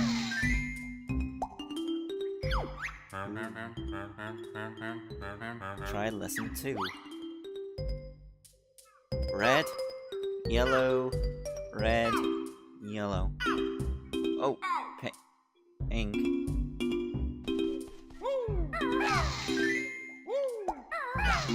If you make a mistake, you actually get. Oh my goodness! Something tells me that that URL you tried to paste didn't exactly work. Okay, if you make a mistake, you actually take damage from this. Light blue, blue, red, light blue, purple, pink, yellow. I think I should be able to remember all of that. Wait, why didn't it register? There we go.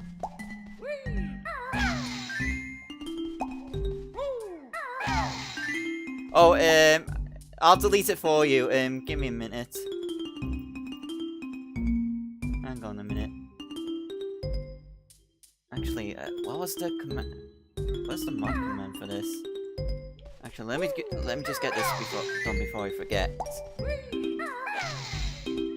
Then again, actually, you're a mod yourself, so you can delete your message.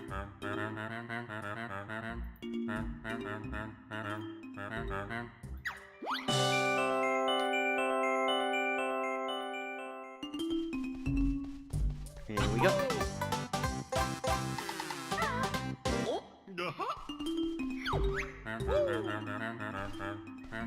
There is nothing more I can teach you.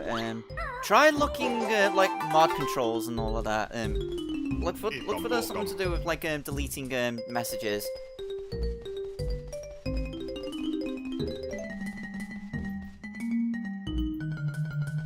Cause hang on a minute.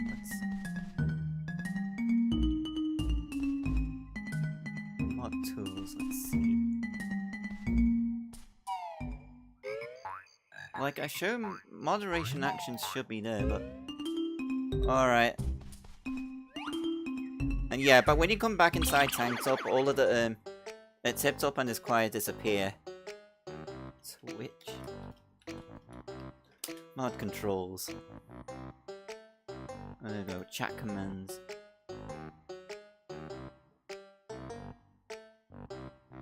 Basic commands. Okay, let's see.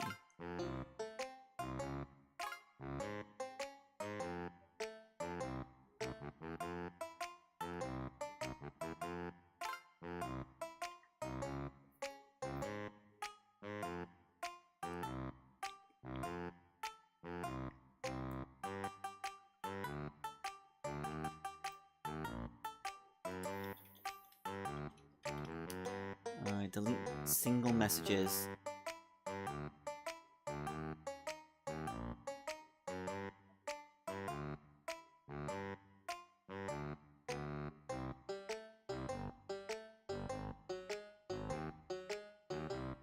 Let's see, I'm still looking. Remove single message.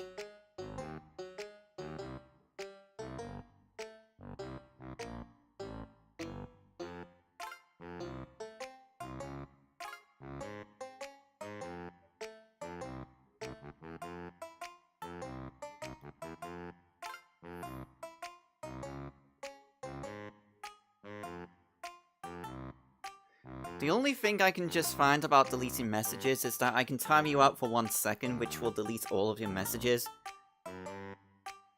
Because I can't find anything to, about deleting, like, individual messages. Hang on, how do I delete?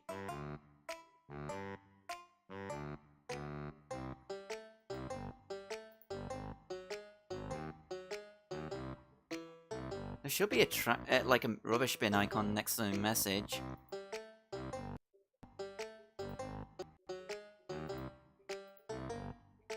Hang on, about chat.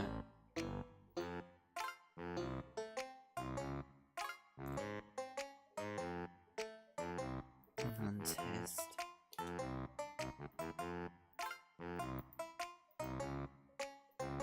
Oh, I can't seem to find the button on here.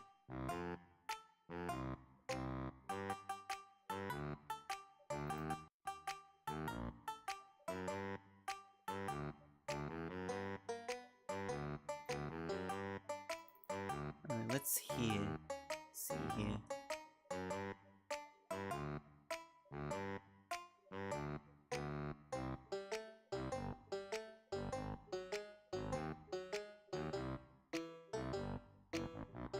Yeah, I can't find anything about, like, deleting messages as individually. Oh well. Doesn't really matter anymore anyway, let's just move on. Just make sure I got anything necessary, but yeah, once we come in here, everything's, like the tip-top quiet disappears. How what do I have? 68 notes, 7 jiggies. The rest I should be able to get if I go this way. Okay, next. Alright, let's see what this is. Oh! Oh yes, I've seen this photo.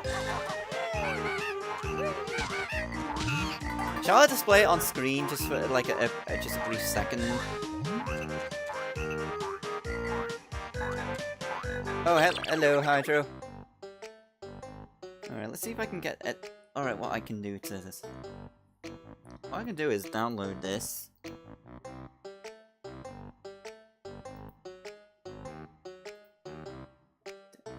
then add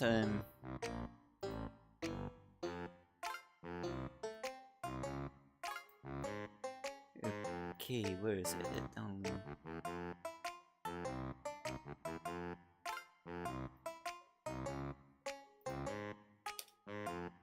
So yeah, this is the official K Rool plush. Because this is an actual official thing, but it's incredibly rare and hard to get it, as mentioned. Anyway, we're now going to delete this and back on with the game.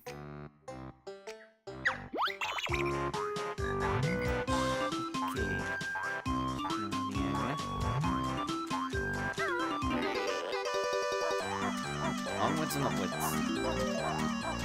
Yeah, it kind of does, which is kind of like often what you might run into with making plush toys of characters, because it's kind of like making like suits based on characters. They can be lovable if you do them right, but freaky if you do it wrong. Though not so much as though it's not so much the case as with character suits. Because plushies are still adorable either way.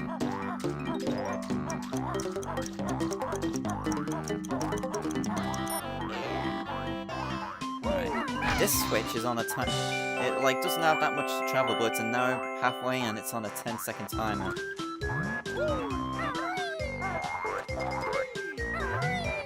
If you run out of time, the Jiggy explodes and Grunty will mock you. You do not want that.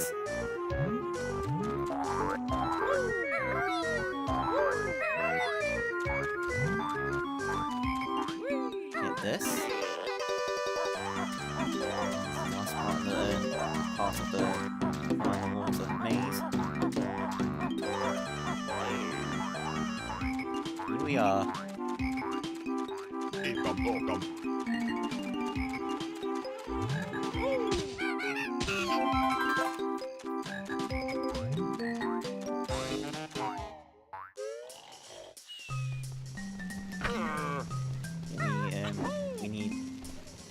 Compared to GG. Like no, actually, she doesn't zap you. She just rubs in your failure. Yeah, she doesn't mock. She doesn't zap you or anything. She just rubs in your failure. Anyway, Mumbo's spells are now more expensive as we now need 10 Light tokens for it. We'll be collecting as many as we can throughout the journey, so we're all good.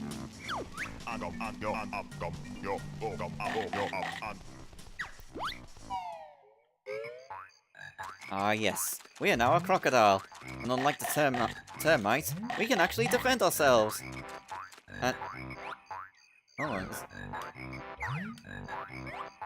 Is someone over that eye texture? Is just the light? No, it's just the lighting on eyes. It's just weird in this version. Yep, Claptrap Banjo. Explore this area. Oh yes, I did say I was going to come back to these notes. And piranhas don't care about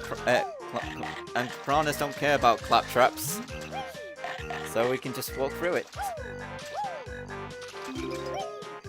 Also, an interesting thing regarding the bite attack, which we won't see quite yet, is something that happens if you bite the mosquitoes. We'll see that later on, next time we see a mosquito, possibly when we leave the world.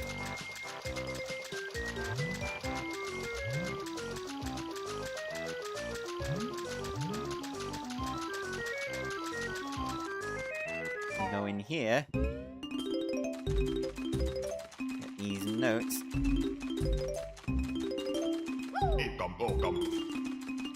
and then we find this asshole,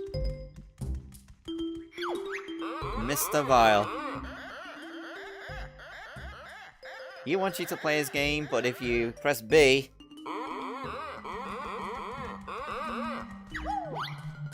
he just mocks you. Also, these are running shoes. We can't use these yet.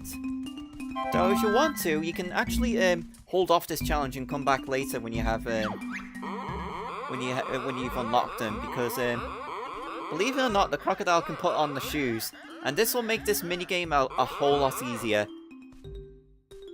But anyway, we're gonna take the challenge and play without them. The challenge is to eat more red Yumblies. Mr. Val.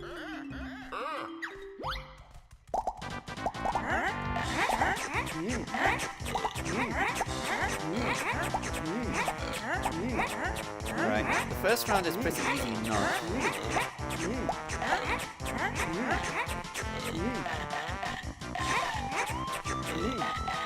But if you... Oh no, Cassie. Hang on a minute. Oh no, Cassie. Sitting on the TV remote. There we go. Yeah, Cassie is lying right next to me. Bless the dog.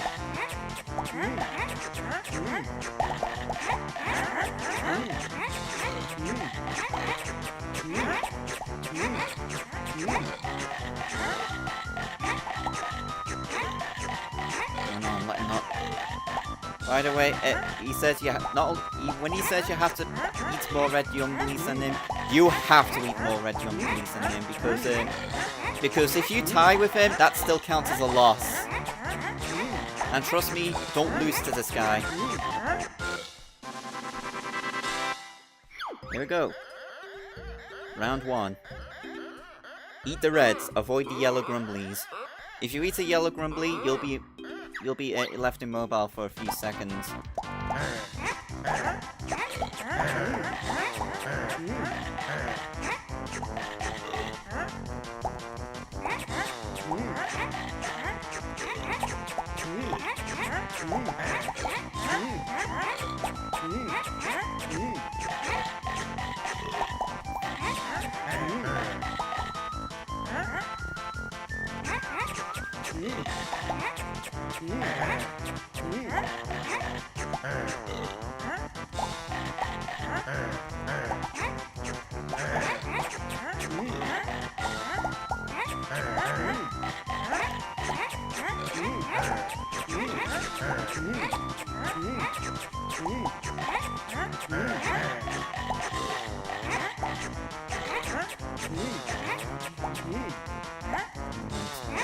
Yeah, I've got the clear running here.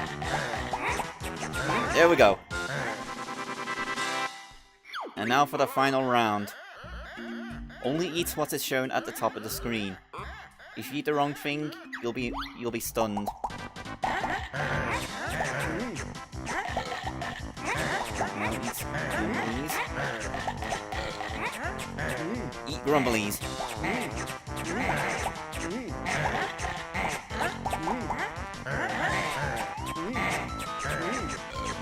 Yeah, it's gonna change to...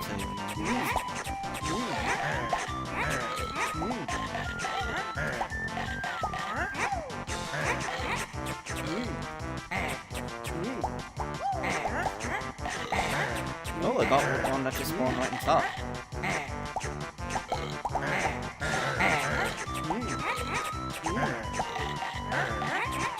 Okay, don't worry, because there is a bit of a grace period when the game changes to the next one. No! Oh, okay. See what I mean, that grace period. No! Oh, no, no!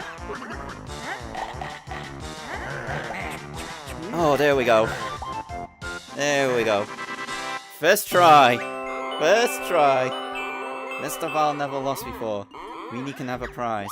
But yeah, if you lose a single round to Mr. Val, he will take a bite out of you. And that... What a dick.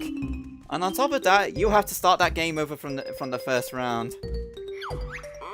Also, after you've beaten them once, you can do the minigame again to win 3 extra lives. But if you lose one game, he will take a life away from you.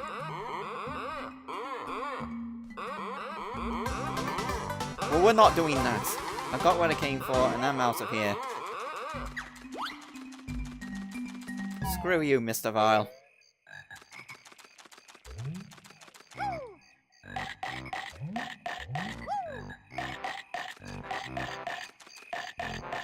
Ah, there we go, there's more of these.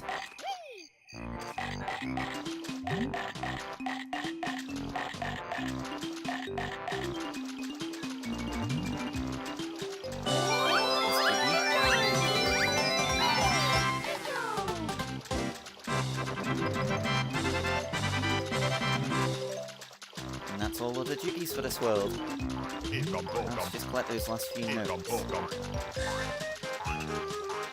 there's one of those here. Alright. Gotta get him to see me. When you beat one of these, bites one of these as a croc, they'll drop 2 honeycombs instead of 1.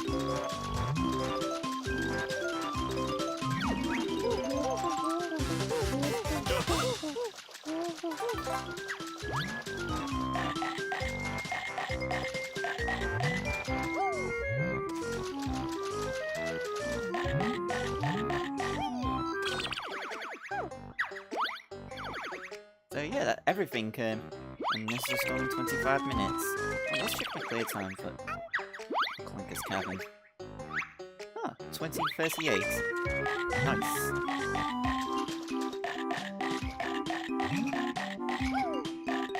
Yeah, I'm constantly biting like this because it feels like I get a little bit of extra speed doing this.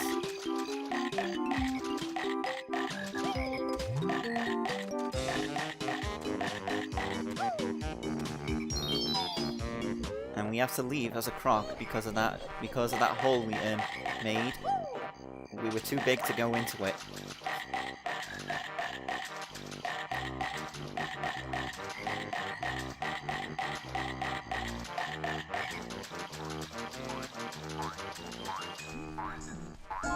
And this is kind of cold for crocs.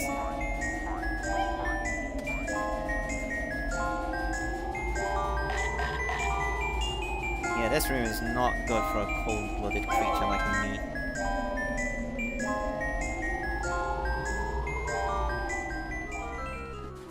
And here we are. Cheeto, Grunty's magic spellbook.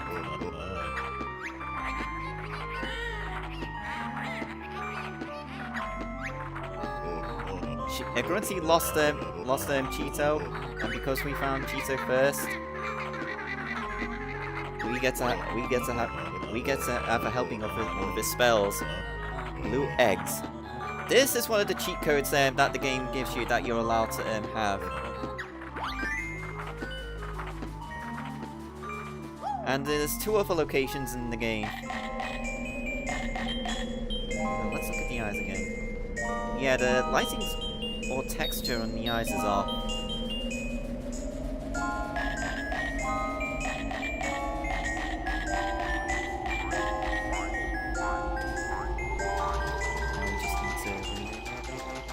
Through here again, and just straight up leave, because it's far faster to just leave and let it go out of range of the magic than just go back to Mumbo.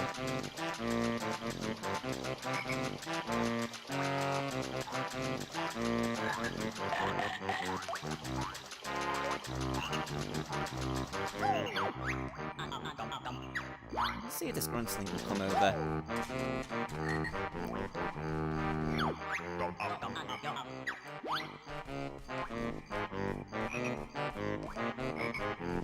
Oh, he only just drops 1 honeycomb.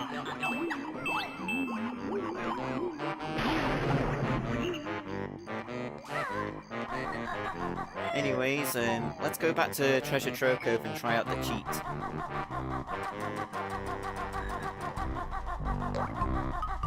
And also to get that Jiggy from Clanker's Cavern.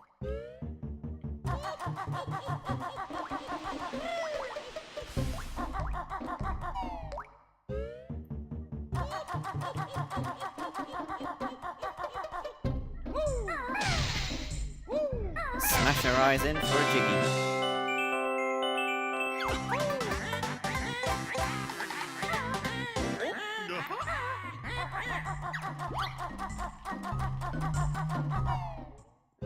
Lovely jubbly.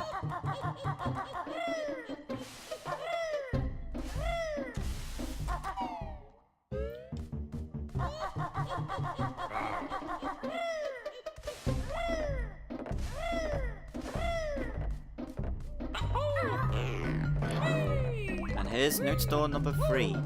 We need 260 notes for this one. Well more than enough.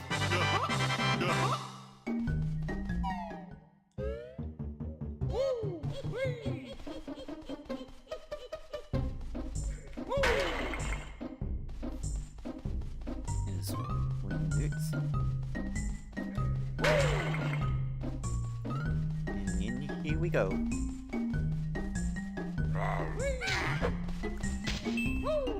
Pound this switch to make the shock jump pad appear. We need to use the shock jump pad to get into this vase, but there's actually something we can do with this.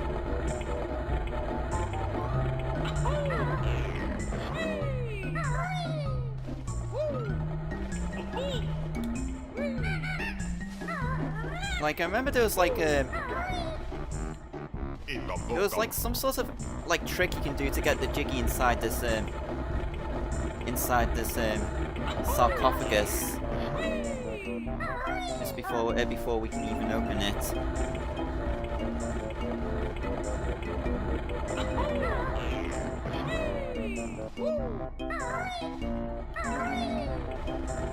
I'm gonna see if I can remember how exactly what you have to do to get it. After a few tries, I'll look up what it is again.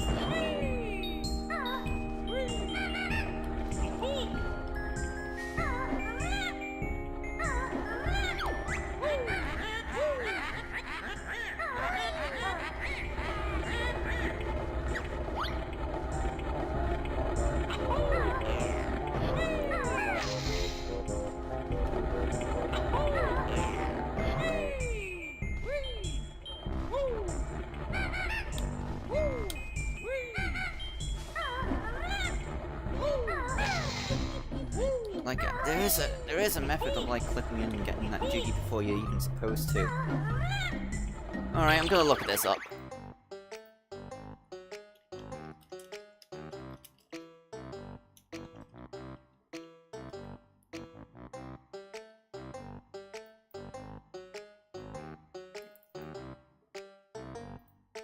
Alright, let's see.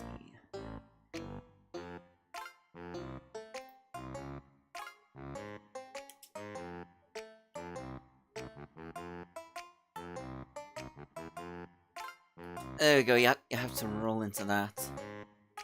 I think it might be fixed for this version.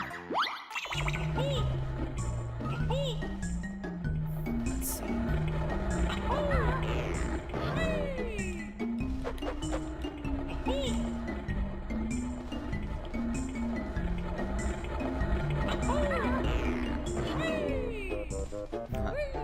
Missed my mark.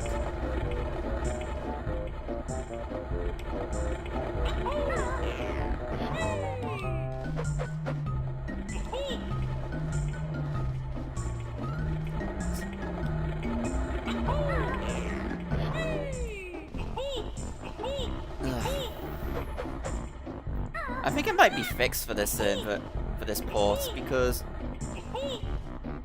there was like, if you like do a shock jump into that part of the sarcophagus right there, then roll, you would get the Jiggy inside somehow. Like, I think I did that last stream. Like, I tried to go in and grab the Jiggy, and I think it was something that I found out through like AGDQ in 2015, where you can just get that Jiggy if you just roll into the if you just jump into the sarcophagus and roll into it. I'm not sure. It might be fixed for here, but I'm not entirely sure. I think I did it last time I streamed the game. When it streamed the N64 version. Anyway, we have completed the warp. When we jump inside this cauldron, we'll walk back to the same cauldron, the other cauldron of the same colour.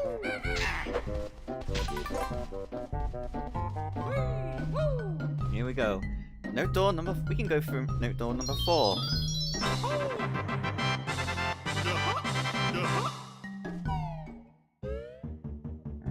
Here we are. Oh boy. This room. This is only one of 3. To my knowledge, this is only one of 3 rooms in the entire game where you can die by falling into a bottomless pit.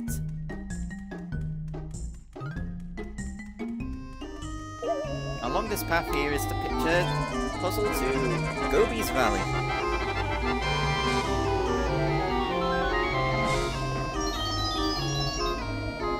this is actually the 6th world in the game. We can go straight to... We can actually go straight to this one. Because we've opened this one now, we can actually go straight to this, go straight to this and do Freeze Easy Peak next. Oh, I just interrupted Grunty. Anyway, there's another world up here, but we can't go there yet. But yeah, Grunty was just going on about why she talks all the time.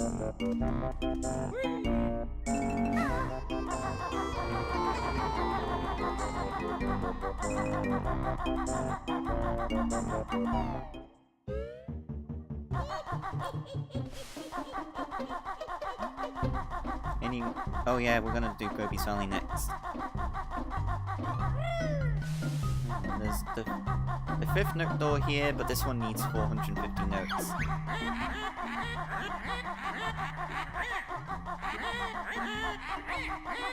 But there are a few other things we can find here.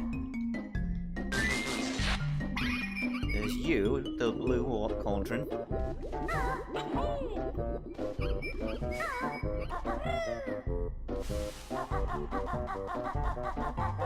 And Brentilda again. Okay, what has she got to lay us down this time? Spider pancakes for breakfast.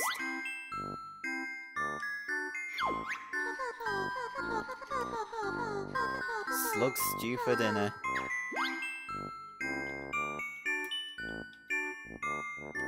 And the poor slugs. And cockroaches and cream. Ugh.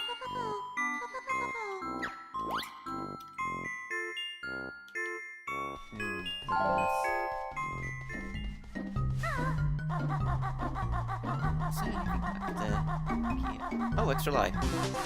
Okay. Yes, cockroaches and cream. Oh yeah, I was gonna go. I was gonna go back to Treasure Trove Cove, and I forgot to do that. At least we get to show off this warp cauldron.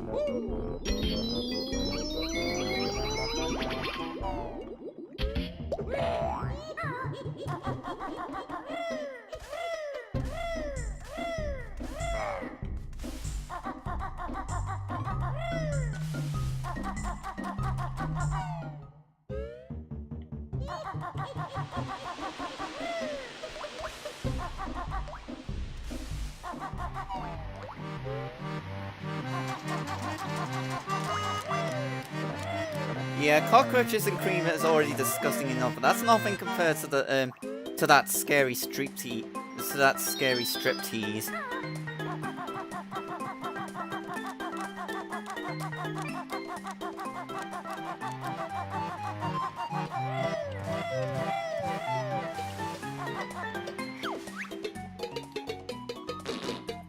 Of course, every time we need to go back into this sandcastle to enter a new cheat code, we need to patch up the key again. He keeps bringing that hole back.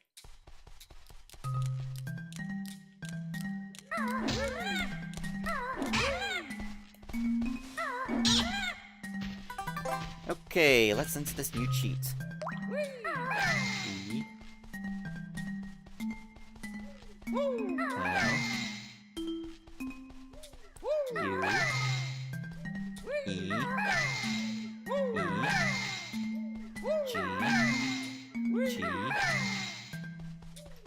S.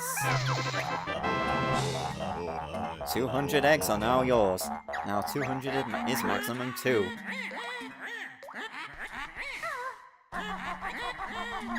Says you, Grunty. So yeah, that cheat doubled our blue egg supply. So we now have plenty of eggs.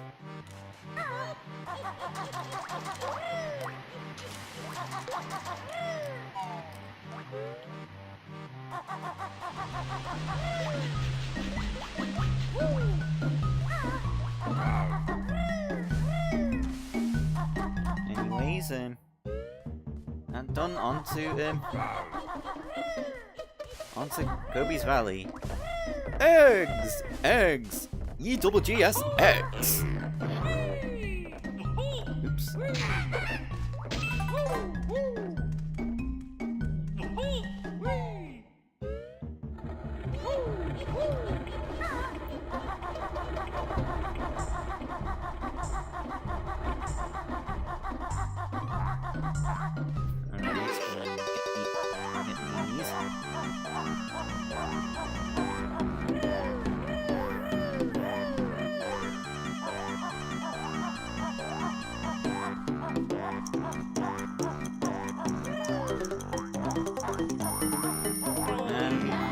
Again.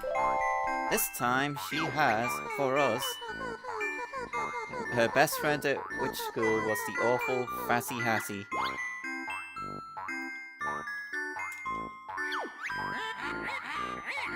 I don't like stairs much in my lair. They always make me gasp for air. You should really invest in getting a lift. Having a lift built into your lair, Grunty. When relaxing, she usually reads Fat Hag Monthly. Wait, that's the, yeah, that's the magazine she posted on the Long Johns for.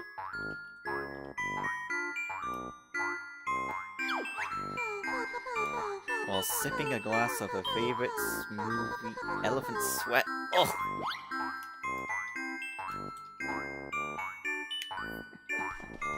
I think one of the possible answers to the friends is Sweaty Betty. I think that's what I had last time. You'll find one more move here, Banjo. I'm shriveling up. How's your nuts, Bark Breath? Kazooie, this is a family game!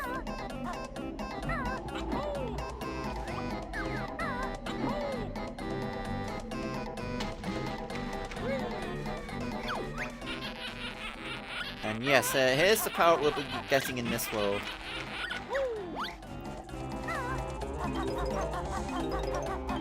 But we're gonna need some for bottles. Of course, there's another hazard that needs to wing too. The wing boots. We're not a sand eel, so we can't survive in there.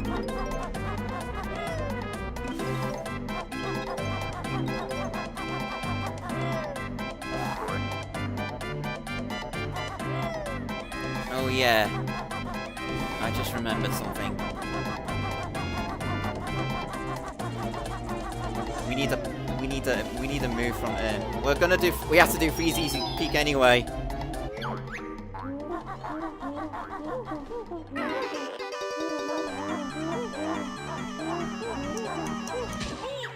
Actually, well, yeah. Actually, let's just go and get.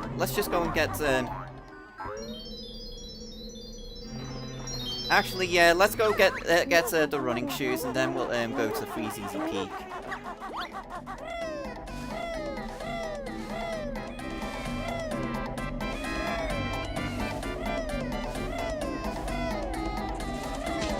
Ouch.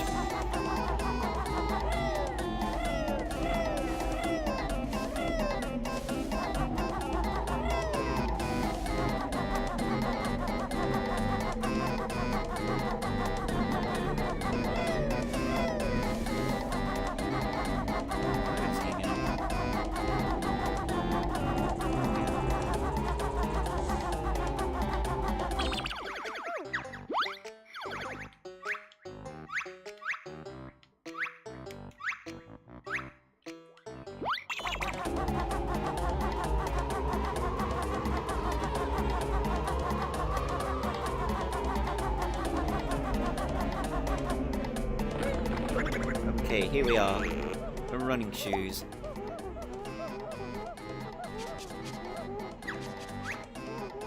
This would normally be the last move in the game.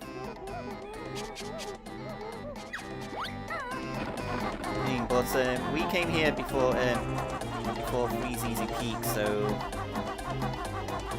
yeah, that's not the last move.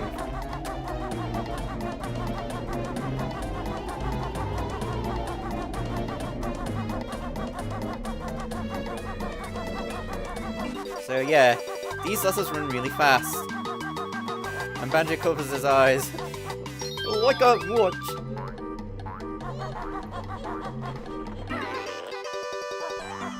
But yeah, I thought I'd be smart by doing Gobi's Valley first because of the running shoes, but then I remembered that there's a Jiggy in Gobi's Valley that needs you to get a move from Freeze Easy Peak. So we might as well just get the move from Gobi's Valley, then get the running shoes from Gobi's Valley, then go back for Freeze Easy Peak.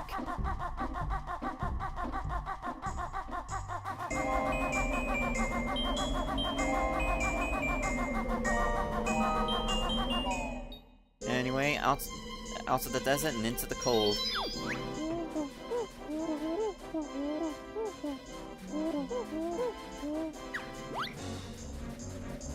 First we make a stop in this igloo.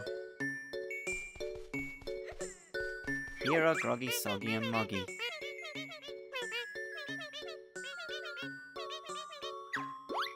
They're supposed to have a happy Christmas, but their dad has gone, Boggy has gone missing.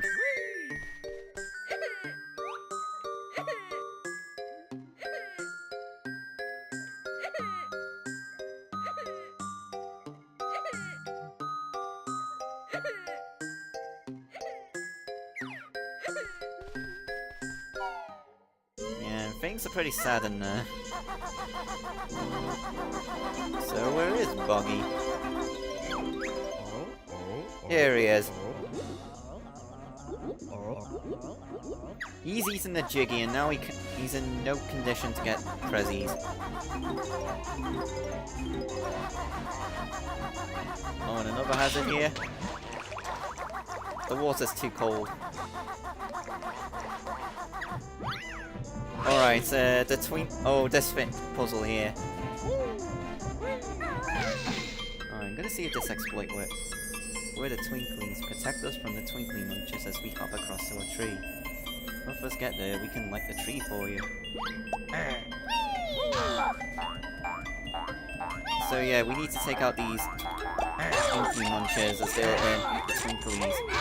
But if we...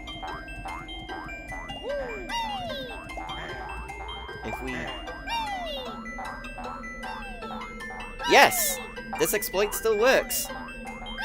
Like, just off screen the Twinkly Munchers and they won't eat the Twinklies. Ooh, Arizona lemon tea. So yeah, if we just off screen the Twinkly Munchers, they can't eat the Twinklies. Because you're supposed to attack the Twinkly Munchers so they can't eat the Twinklies.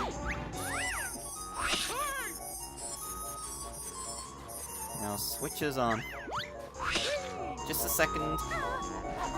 Yeah, I wanted to do that exploit, but to get the Jiggy inside the sarcophagus earlier than intended, but I can't seem to get it to work in this version. It kind of is, but at least it makes things easier. Anyway, here's the last move in the game that we can learn. The Beak Bomb.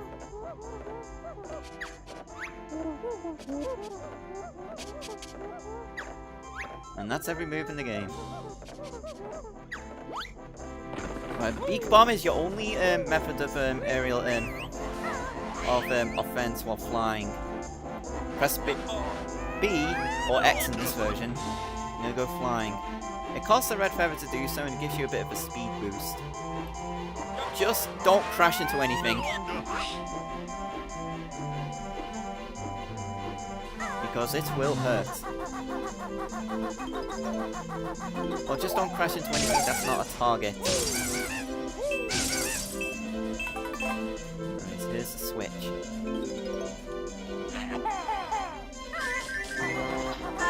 We switch on the lights. Alright, we have 1 minute to win it.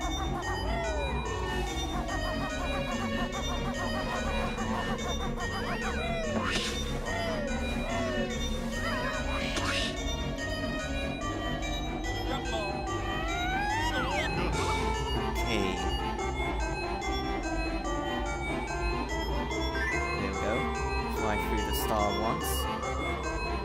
Twice. Thrice. We can get the Jiggy inside.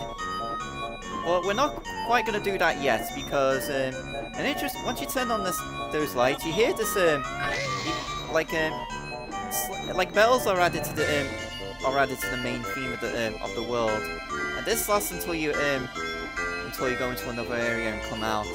So I'm gonna keep it going for as long as possible.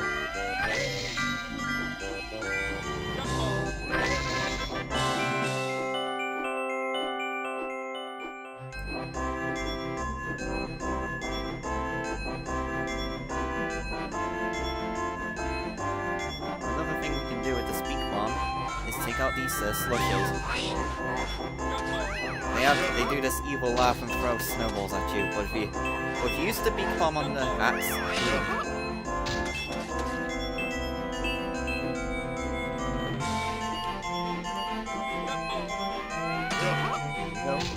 aiming with the beak bomb is awkward, so that said, be careful with that. Though they do improve the beak bomb in 2E that by letting you move yourself slightly when using the beak bomb. Merry far beyond gone now Christmas. Yeah. Oh, don't worry, we're only a month late. That's not too bad. Yes, you can get hurt using the beak bomb.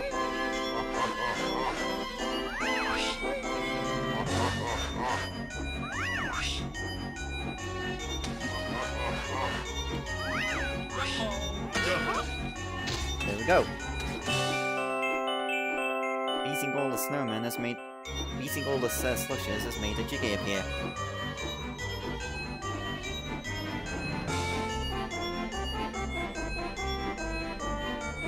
There we go. Get the Jiggy while flying. And skip the Jiggy dance.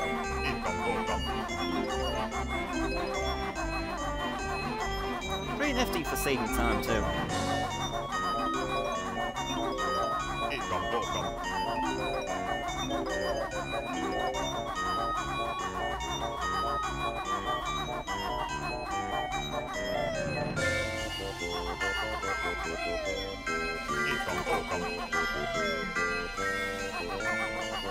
Such a lovely Christmas themed world.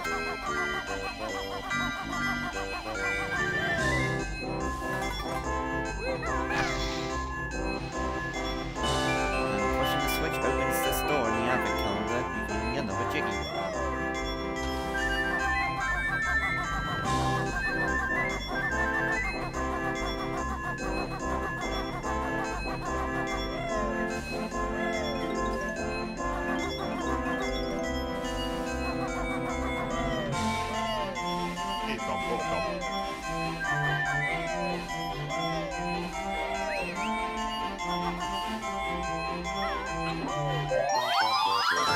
That's not what I wanted to do.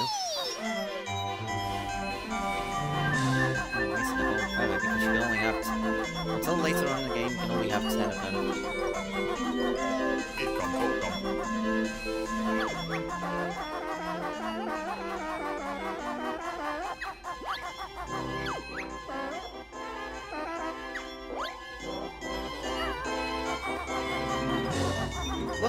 Look, it's another... Look who else is species to bears. Like, he's like this a Banjo because he's scared of bears.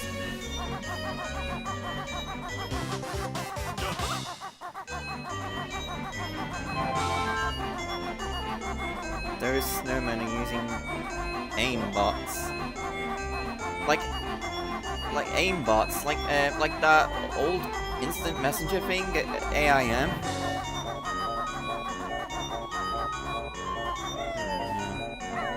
Rip AIM.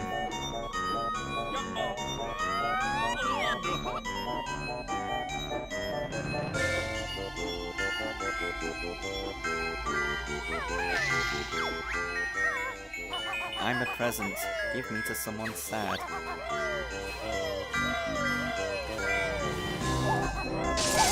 Wow! I took out both of those smaller ice cubes at one shot. Nice. Oh. Oh yeah, like Rare often programs like enemy projectile AI to be like to try and catch you out. Especially like in 2E, because like some bosses like Klungo will throw projectiles at you, and these they specifically program these projectiles so that like if ever on in the fight, they will aim to where you're heading.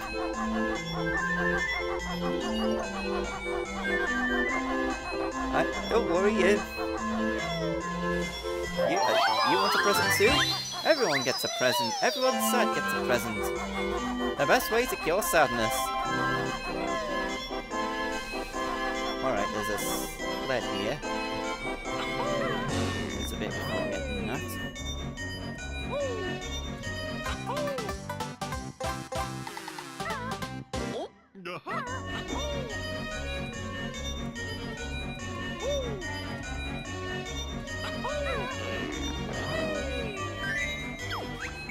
It's cold. Nice warm backpack for me too.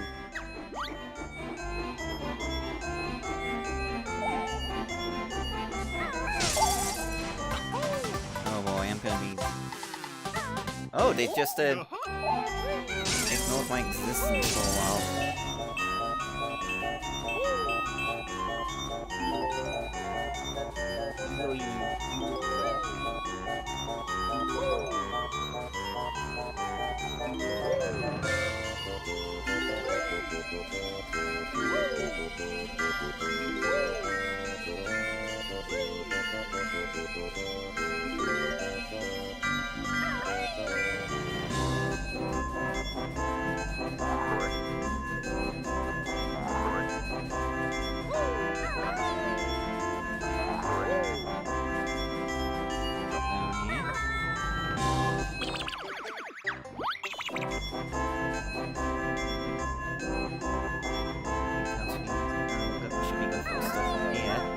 Time to ride the sleigh.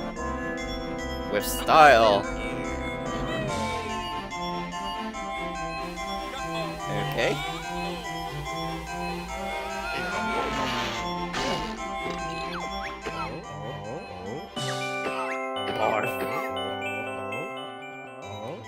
I'll go and practice for the big race now. Wait! What about your kids' presents? What about your kids' presents?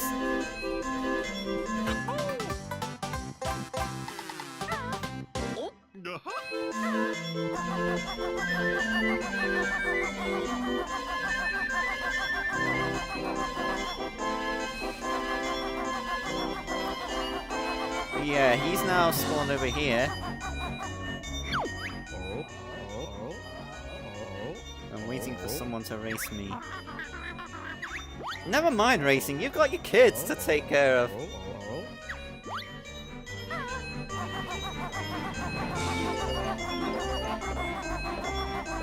I know, right?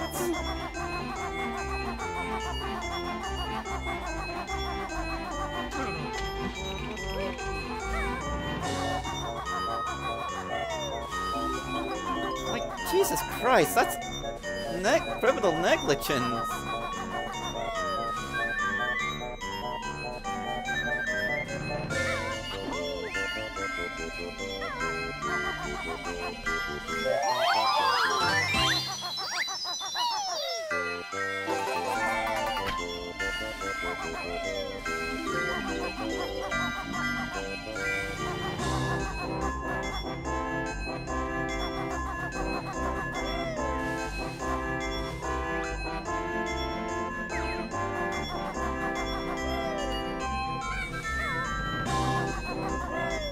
Yep. Oh, he got even more lazier in 2E because all he does is just sit in front of a TV and watch all he does is just sit on this icy couch and watch TV.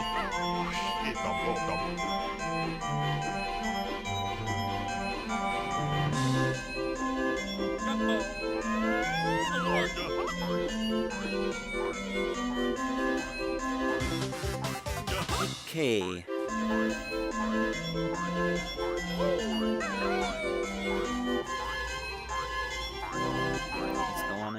here.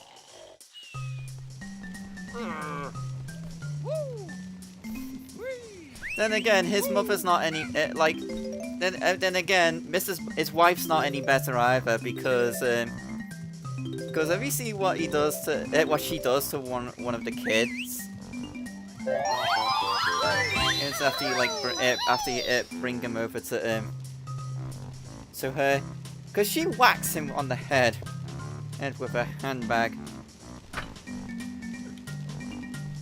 Anyways, listen carefully to what Mumbo Jumbo says.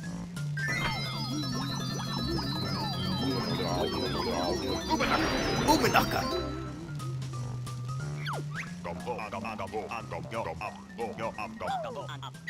Because that is actually Grant Kirkhope, the game's composer, saying Uminaka, which is a very, very slangy British word.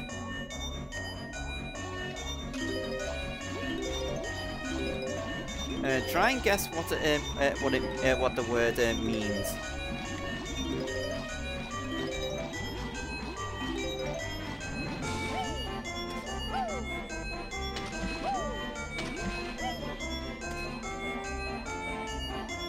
Okay, so we got these.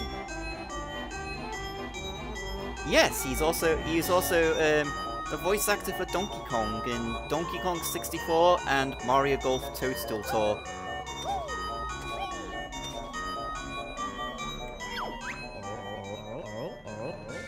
And yes, DK supports trans rights. It's now canon. Anyway, we're now small enough to ride on this sled. All you need to do is steer your sled through the red slalom gates and beat me to the end. And Banjo became the Eggman. Goo goo goo goo. Here we are. FTCR's favorite song in the game.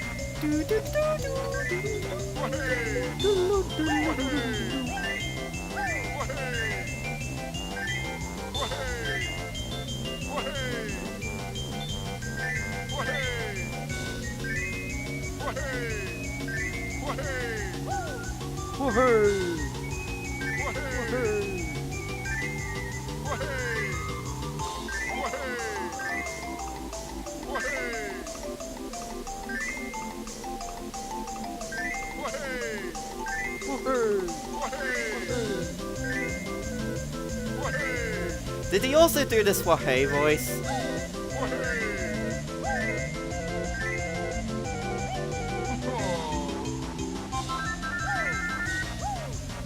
Because it certainly sounds like the kind of voice Grant would do as well. There we go.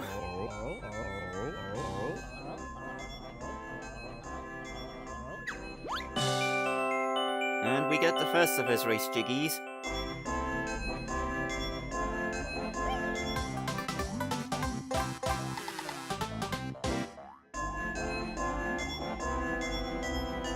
Plus there's another jiggy we can also get around here. Another walrus. Take this. But watch out for a smelly brown bear and his ugly bird partner. Plus there's more to get inside the Waz's cave.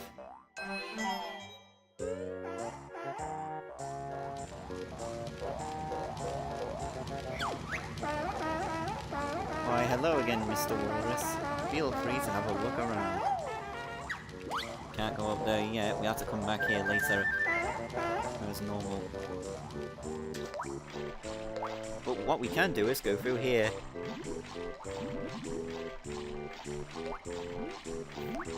I think there's also another I think this is also another exploitable area you can get into as regular Banjo.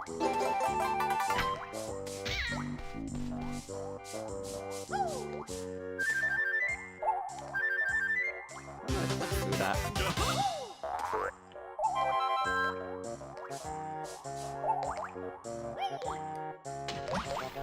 That's both of the empty honeycomb pieces for Freeze Easy Peak. And everything we can do as a walrus.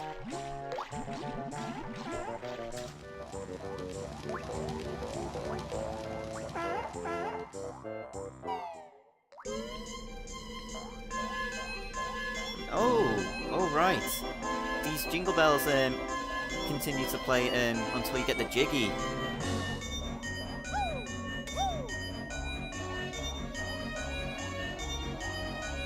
Where does Kazooie even go when... That is, you know, I'm thinking she becomes, I'm thinking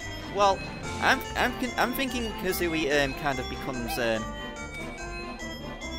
I think Kazooie kind of even becomes part of the transformation because in Banjo-Tooie, she is also capable of talking alongside Banjo whenever he's transformed. Like when you try to get into the Stony games as a Stony. Because she's also talking just like Banjo is. Because like Kazooie just disappeared. So yeah, Kazooie kind of disappears, but she can still speak. She's still aware. She's still self-aware, and she can still interact with other characters. Whereas I know, like the Banjo-Kazooie-esque game that came out in 2017 from the same team developers of this, Ukulele, they did make it apparent that Laylee becomes part of the same transformations as Yuka.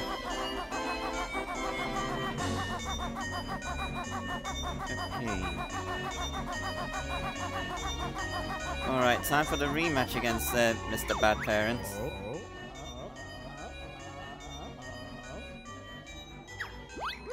This is why we needed the running shoes.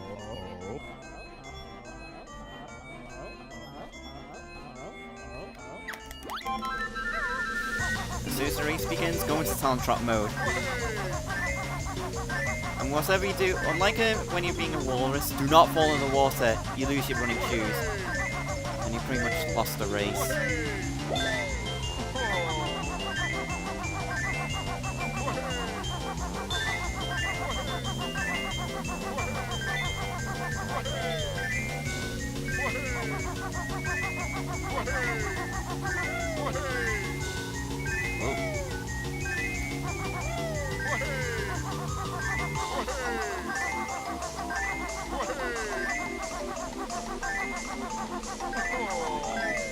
When you go up slopes, do a jump because you actually go up the slopes faster.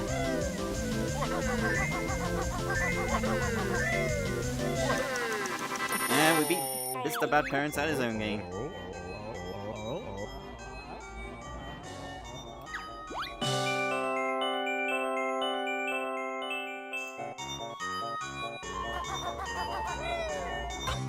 And that's the second race, Jiggy. And we're gonna need to make another stop into Waz's cave.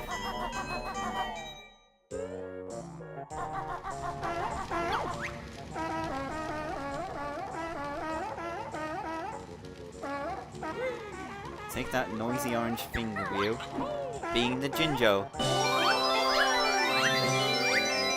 not only that, we have something waiting for us.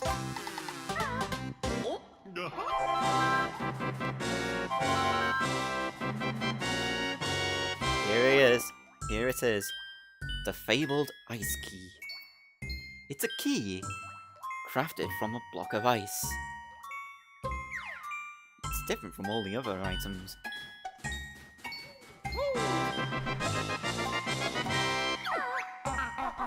Cool! Enormous ice key! Should keep this stop and swap item for later. Still like to imagine Banjo and Conker in the scene. Yeah, because I did mention shared universes in Blubber Gloop Swamp.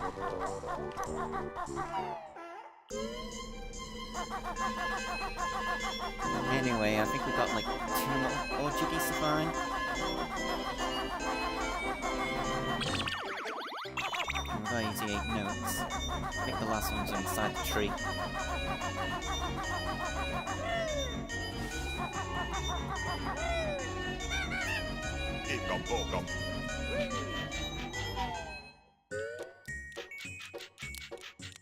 There's the last present. And tickers are here too. Take me to the kids. I'm the last one. You know the kids personally?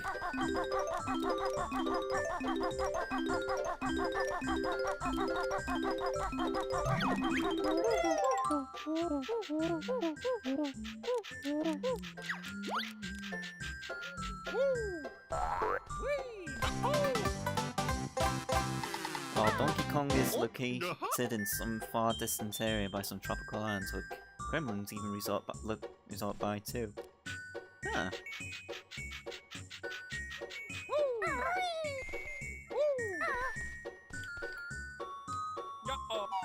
Drop down.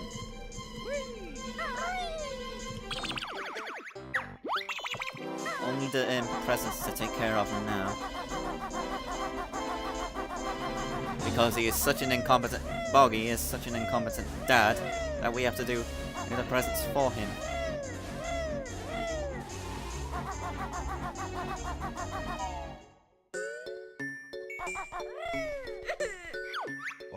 All that racing has made me tired. Will you look for my kids' presents? Well, I've never seen him say that before since I always did the presents first.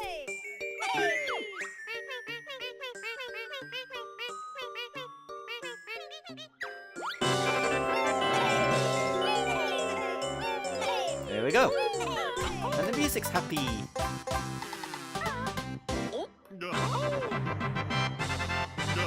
There we go.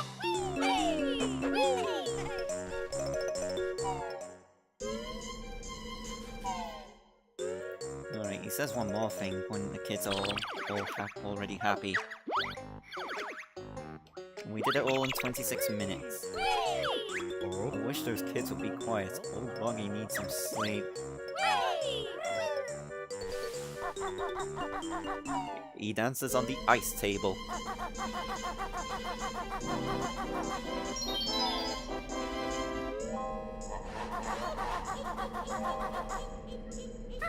Okay. Up here.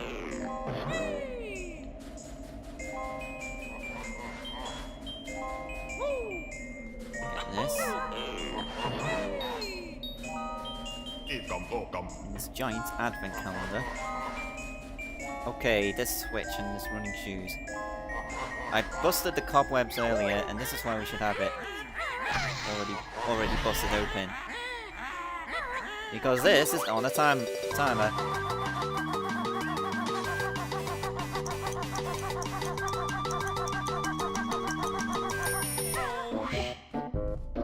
Actually, there's another Jiggy that can appear here later, so we'll do that next time. We'll do that.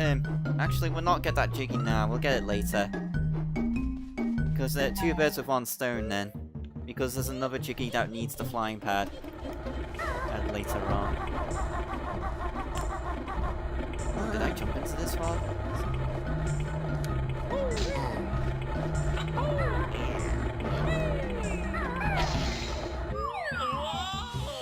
No, I didn't.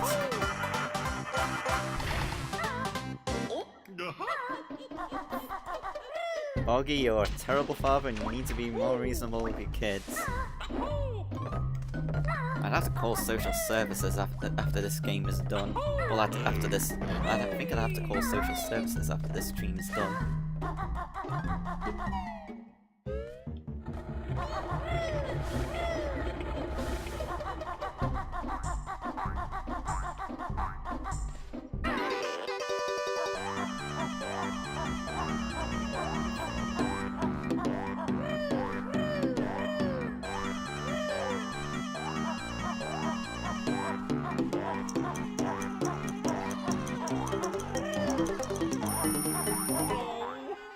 Okay, now let's do Gobi's Valley for real this time. We got all the necessary moves for it.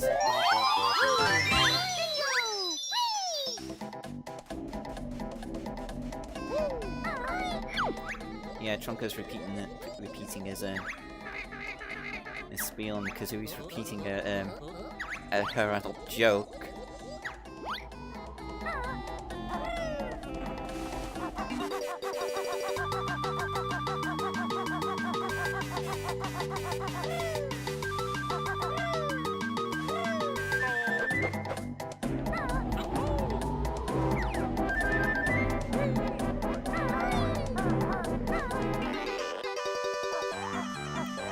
Banjo-Kazooie needs to get these notes and that Mumbo token.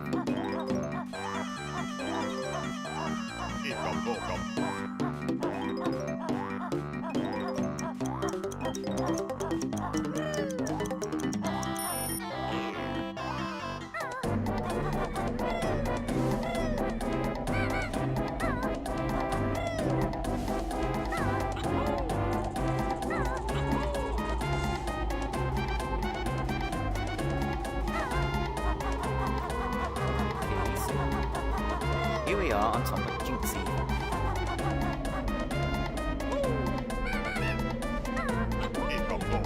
A giant sphinx.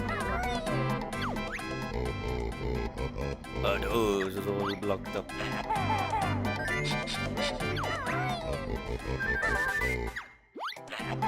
There we go.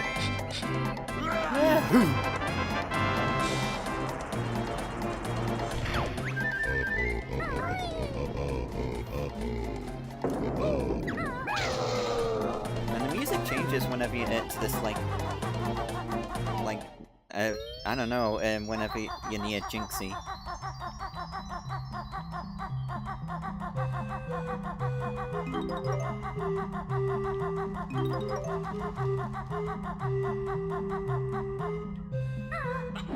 We have these to feed.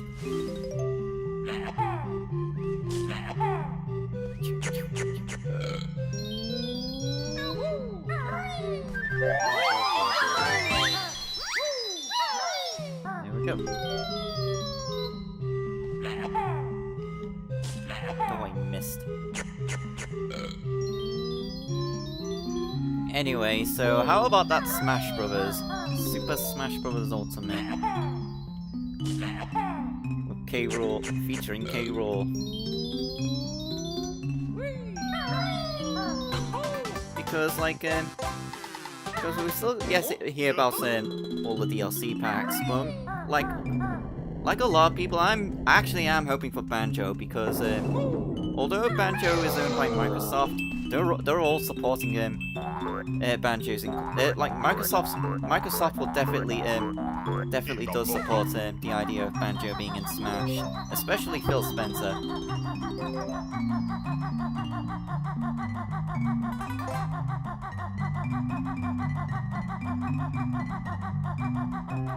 Yeah. K-Rool does have his weaknesses, but in the right hands, he can be a powerful character in the right hands. Many of the game's characters can hold their own well enough. I think it's definitely better balanced compared to other games.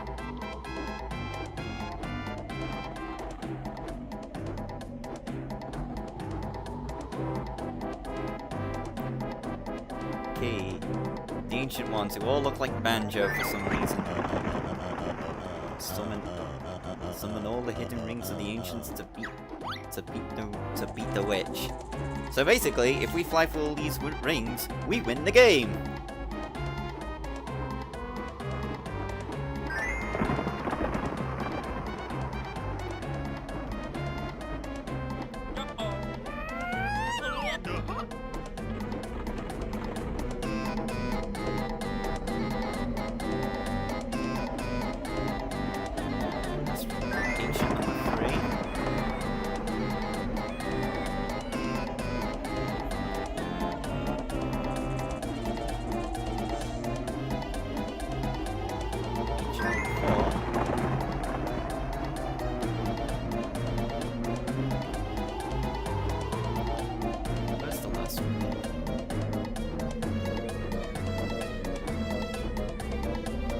Over there. Oh no! Oh no!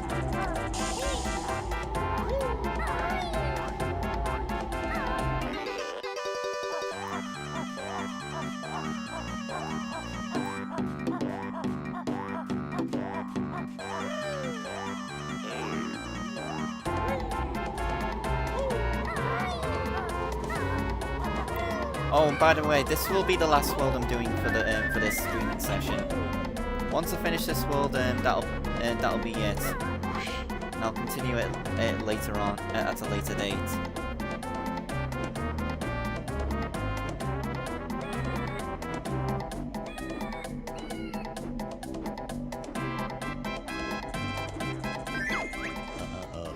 joking, mortal. We can only give you this. I thought we could beat the game easily.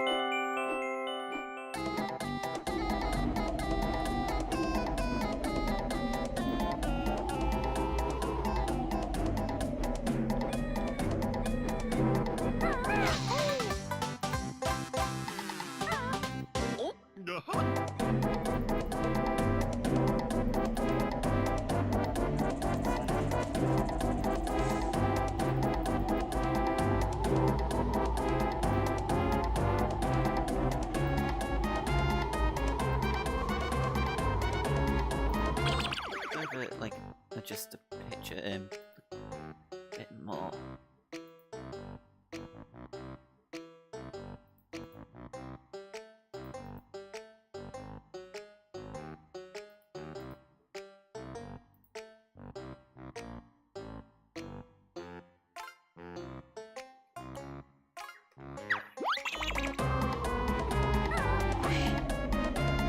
This should be fun enough.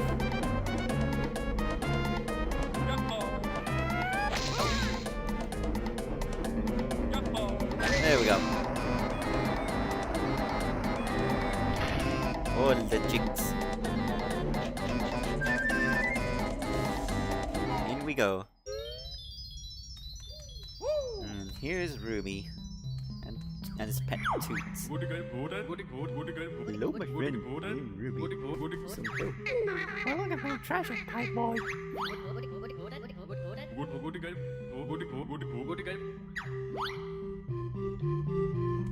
Okay, let's get the stuff that's in here first.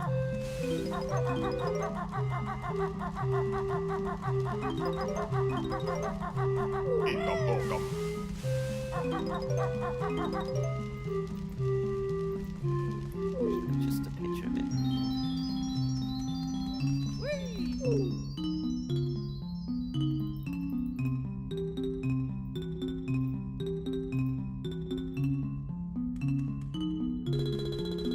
Okay. One of the other times we need to, because we need to poop eggs. Oh, when you poop out an egg, you can pick it back up again.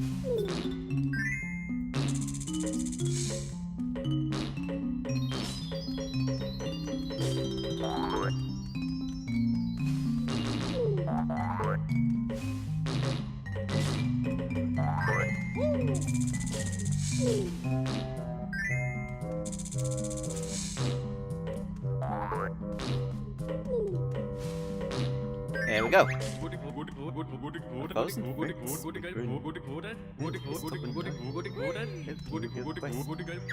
Stand here. Up I go. There we go. A charming reward.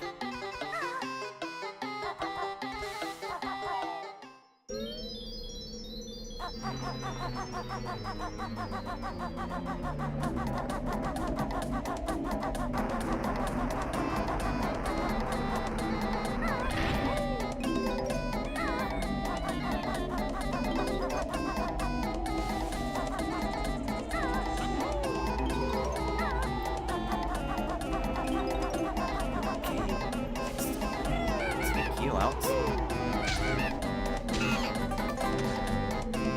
And he just explodes into bits.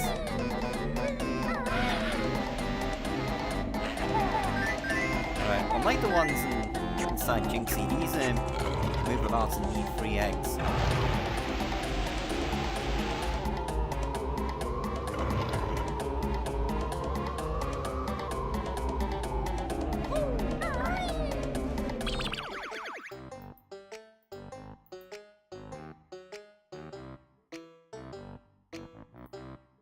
Bit more.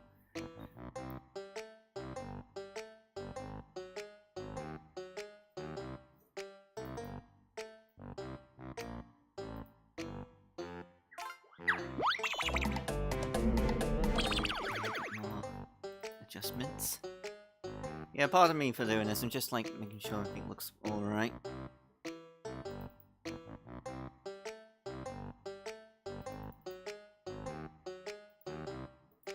like everything's all the colours are correct and everything.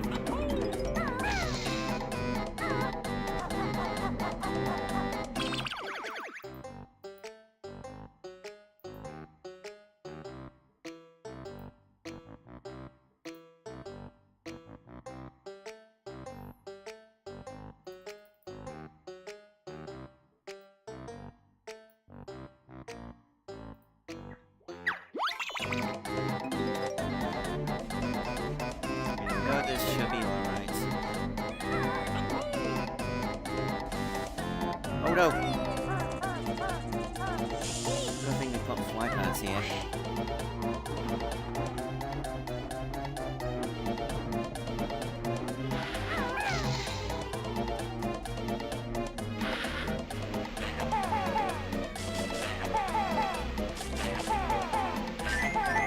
There we go.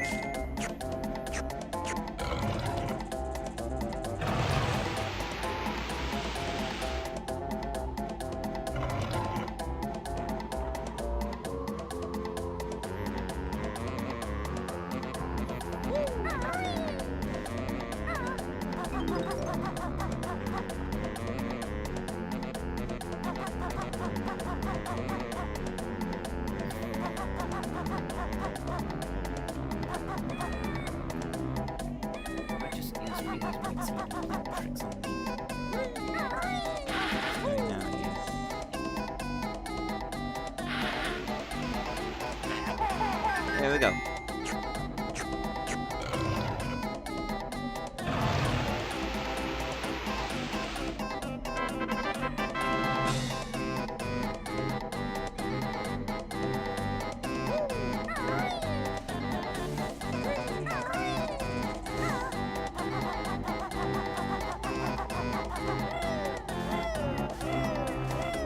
Oh boy, this pyramid.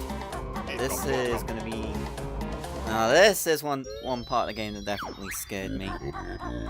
King sending wants to turn back or faces. Stop here a minute. Look up. There is a spiked ceiling. Move forward here. Time to run. So yeah, you have to get through this maze within the time limit. Run out of time, instant life loss. Oh, and that's not just getting to the end, there's also finding this, which opens the sarcophagus.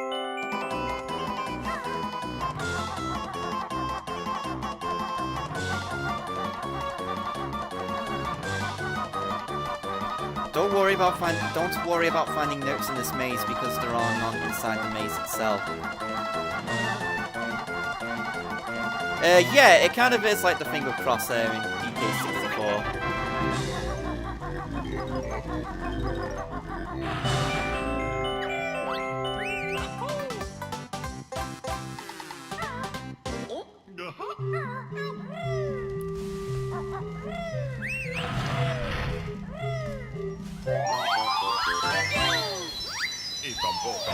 Ready to get all these pots for some goodies.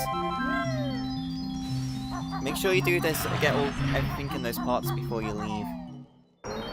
Because the door closes up again, behind you closes up once you're out.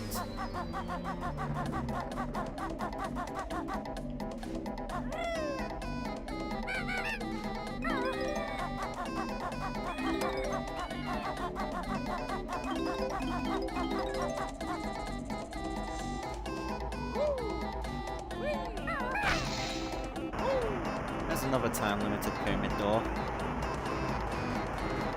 I think I shaved off some time. Alright. These Mob-Bombs are kind of like dry bones, because they do, normal attacks can only stun them. The only way to kill them off is to use Wonder Wing. And now this is the memory match puzzle. You have to match up all the pictures. All of the pictures that are in the same places every time. Which is why I knew those two gingers were right next to each other.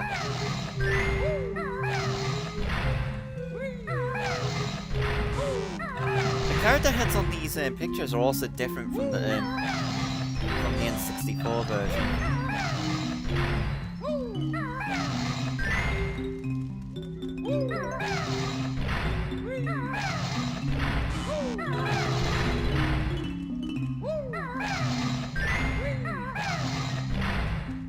Yeah, this game can get brutal with some enemy deaths because they just explode into pieces. Like we did to the tickers and the scarabs.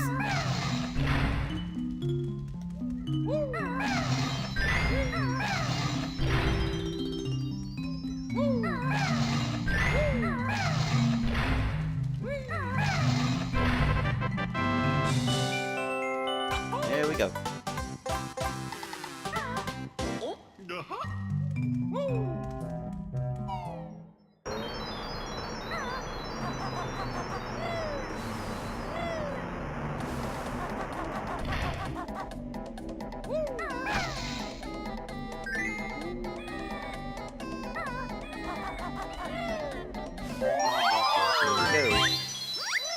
Only need to find the blue ginger now.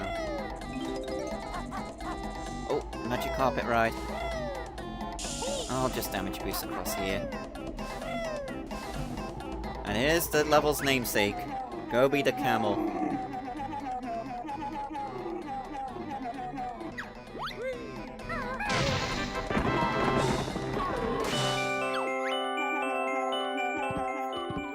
Sure, we helped him, but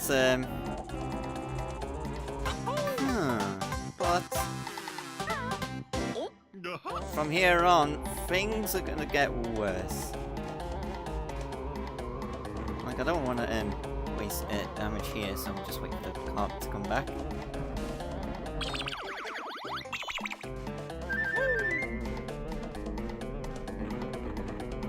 And take us back here.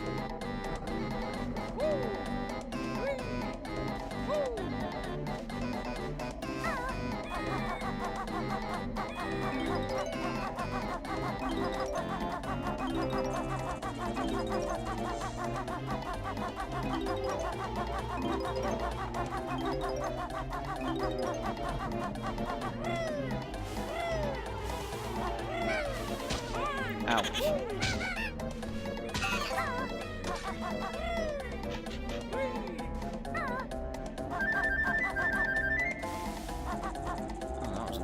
The camera's kind of acting weird there. I'm not sure what else to control with him in that. Take you out.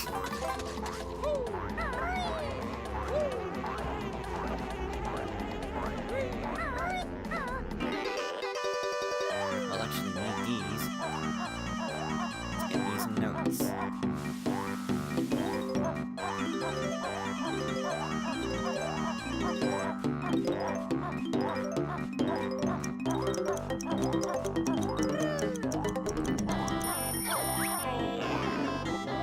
Grandpa's got a chickie.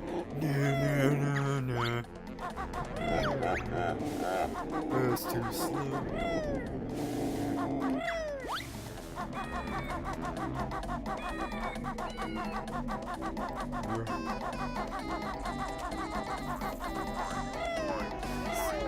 Oh yeah. From here on out, these beehives are now guarded by bees. You can still get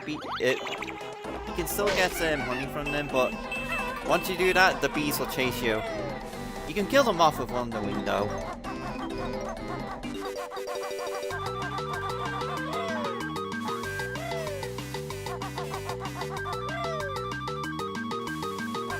Gotcha! No! I forgot a thousand years. Well done. Morsel.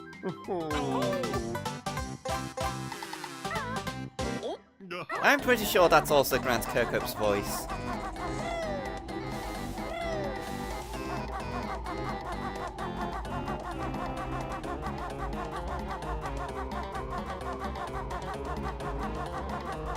Oh yeah, I should also get that as well.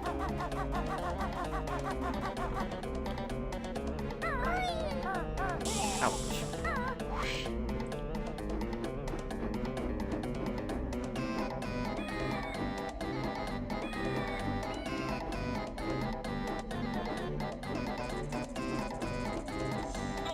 Yeah, be careful of flying through this cactus ring to get the extra honeycomb because ouch.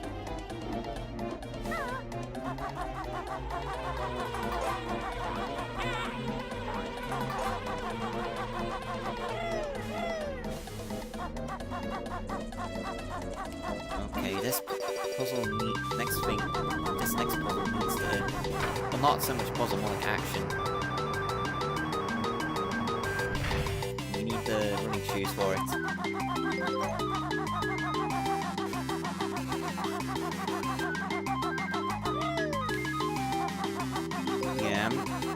Yeah, I'm not gonna do this because I wasted time faffing about with those, trying to get those notes in the way. I'll get the notes, then do this again.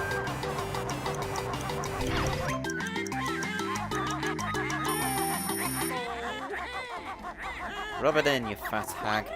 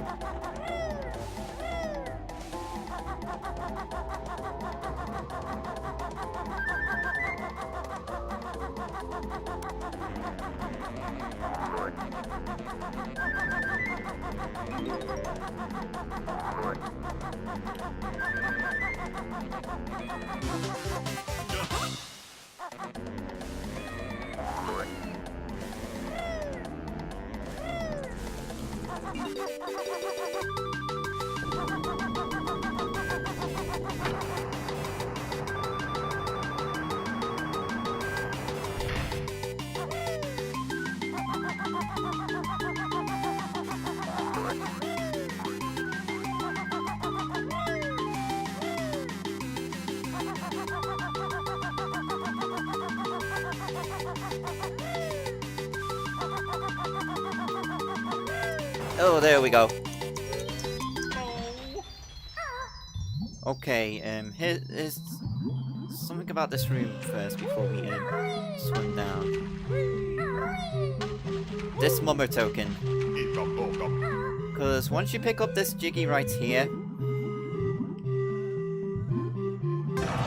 this door will open up and all the water will drain out. If you don't get that Mumbo token before you get the jiggy, well, you're not going to get that Mumbo token again, ever.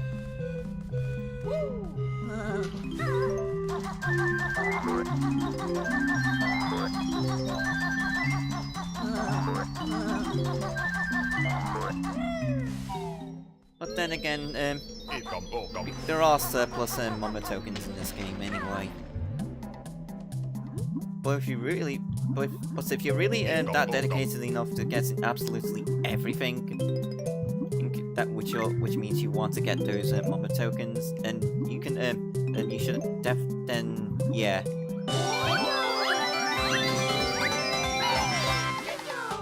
Also, because the water's now filled up this here, we can no longer burn ourselves down here and can now swim around to get these get these notes in the Jinjo, but we can no longer use the fly pad. It's also recommended that you get that you do that foot race first, which makes getting onto these platforms to go into King Sunday Butts 2 easier.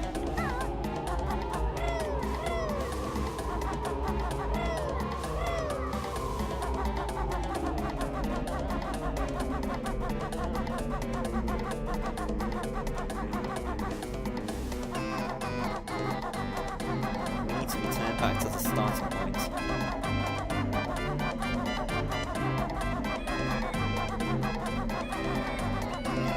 Solves that Trunker's problem.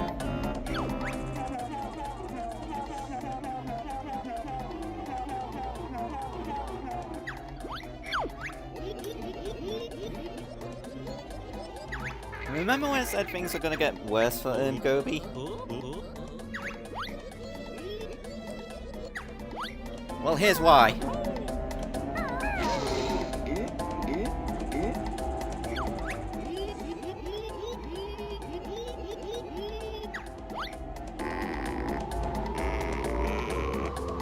Trunker, thanks to having some Gobi's water, can now is now growing in length. Okay, it's Jiggy.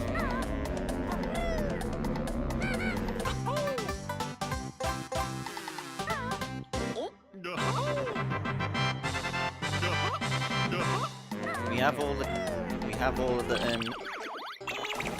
jiggies here, but we're not done yet. Just a few more notes and an extra honeycomb piece to go. I said trunker, not drunker.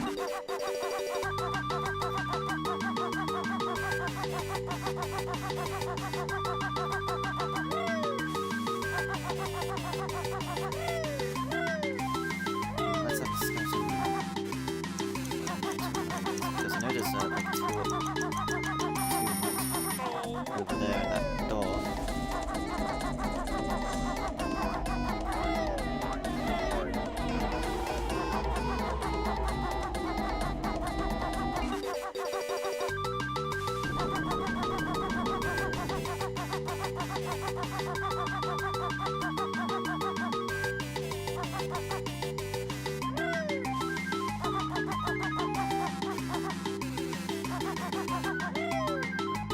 Oh, I think. Are they inside Jinxie?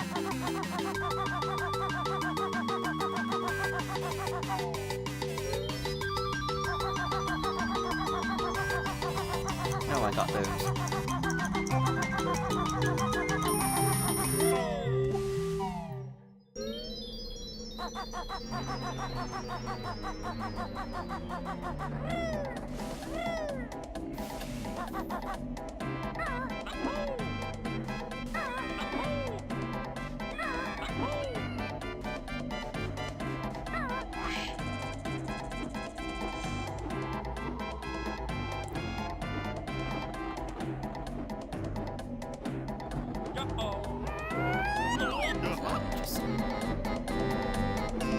Just eggs.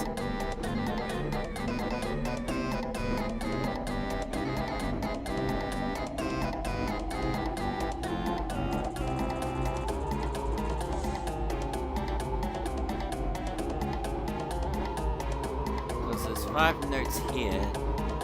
I'm missing 7.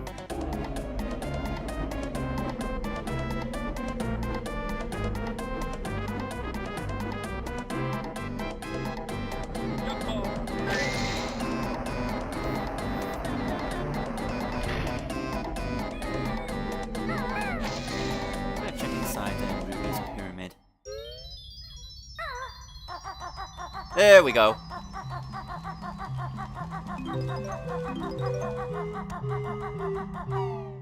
There's the notes I need.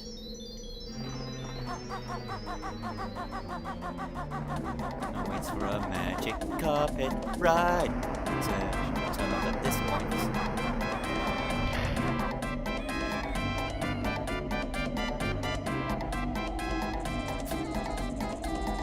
And there's Gobi.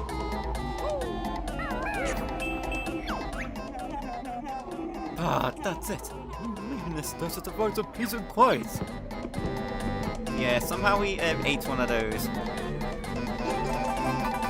And that's our 8th honeycomb. And we can go inside this door, which is normally sealed off.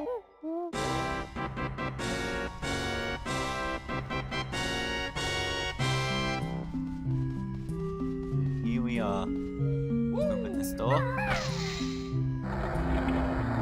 And here's our next stop and swap item. The blue mystery egg. And this is one of the last of the 3 that was shown off by Mum, that Mumba would show off. Whoa! What are those special stop and swap eggs? Hope this isn't a cruel joke and we can actually use them this time. So yeah, let's feel. Okay, 31, 35 for this world. Yep, these are what we got so far, and the eggs hollowed out. The eggs that are like see-through are the ones we don't have yet. We're going to get those next stream because they're in the last 3 worlds.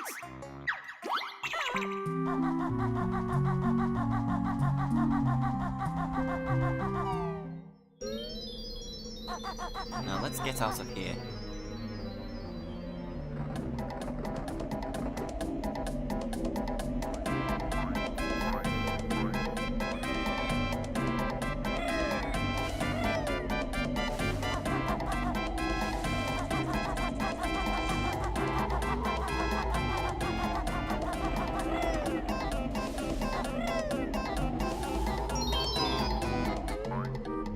You can get that jiggy from the sarcophagus.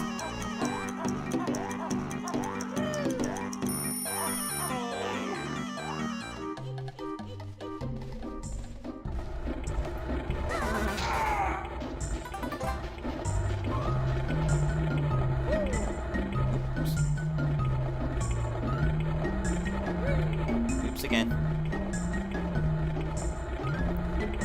There we go.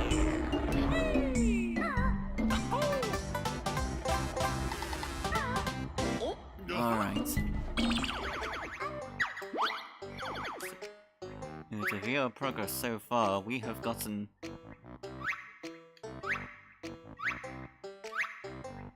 everything from the last from Worlds 1 through 6. Plus 3 at the stop and swap items. And with that, I think we're going, you know, like, as I mentioned earlier, at this point, like, I'm going to actually call it here. Because, I will continue, because I will, definitely do this, get back to this game, on a later date, probably, like, within a few days from now.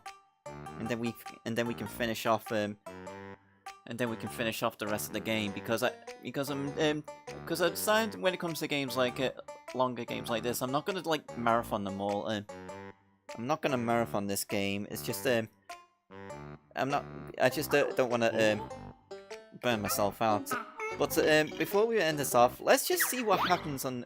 Let's see everybody's favorite part of the game.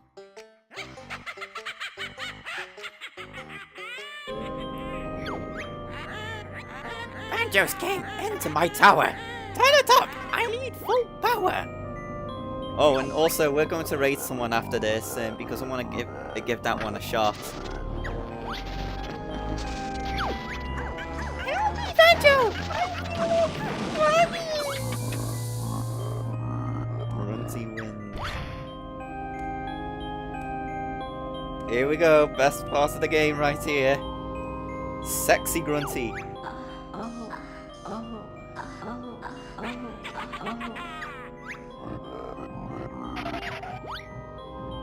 Mumbo, you backstabbing jerk. Oh my goodness.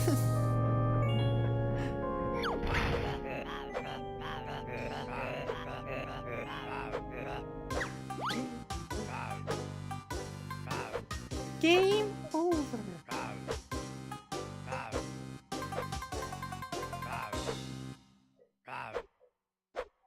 Here we go. That's what happens.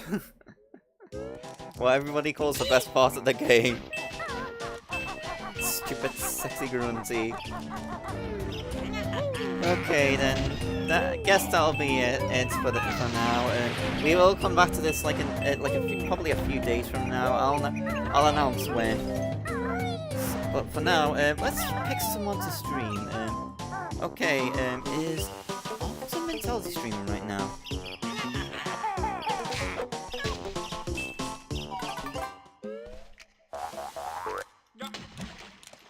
So it doesn't look. Yeah, I guess Alta's not streaming right now because I know she does her streams later.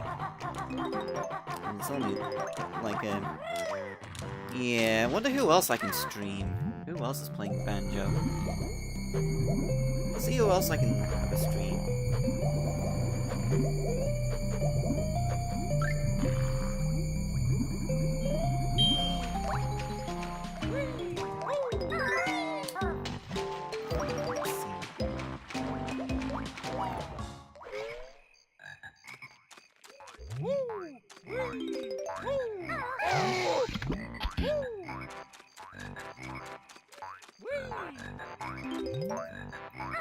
Okay, let's see.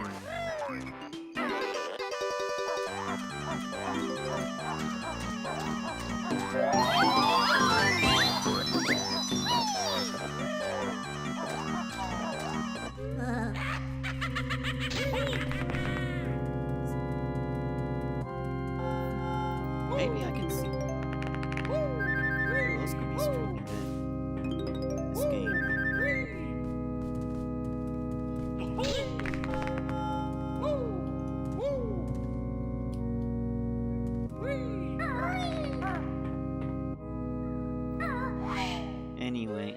maybe I know I made a stream announcement in another server. I think maybe one.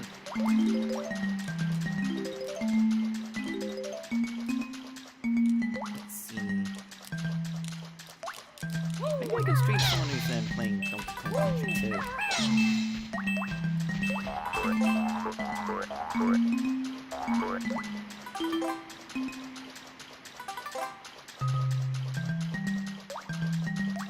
Hey guys, do you think I should raid someone who's streaming this game or DKC2?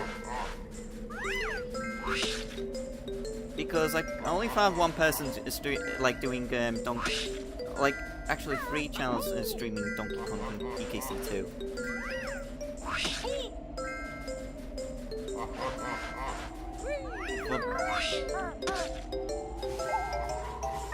Alright.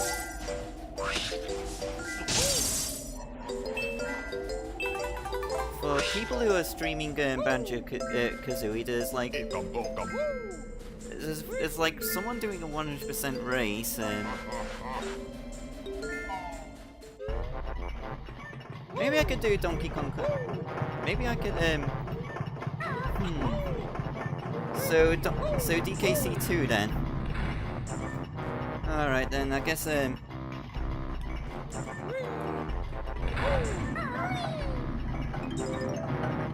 because I guess like the only option I have, like one option I have is someone called Void who's streaming who's doing what I call attempts. Yeah, I definitely will do DKC2. Actually, since they're trying to do world record attempts, it might be too distracting for them.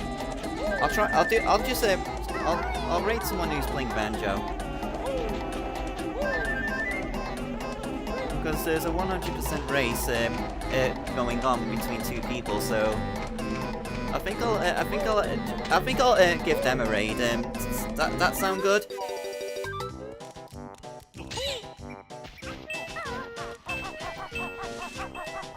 Because okay, so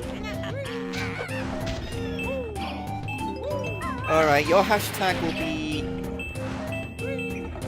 Banjo-Kazooie.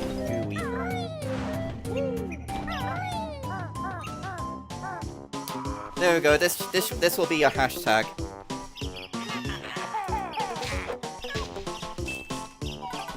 Okay. Who is it again? Okay. Alright. Okay, here we go. Alright, get ready to raid. Your hashtag is Banjo-Kazooie. And with that, take care.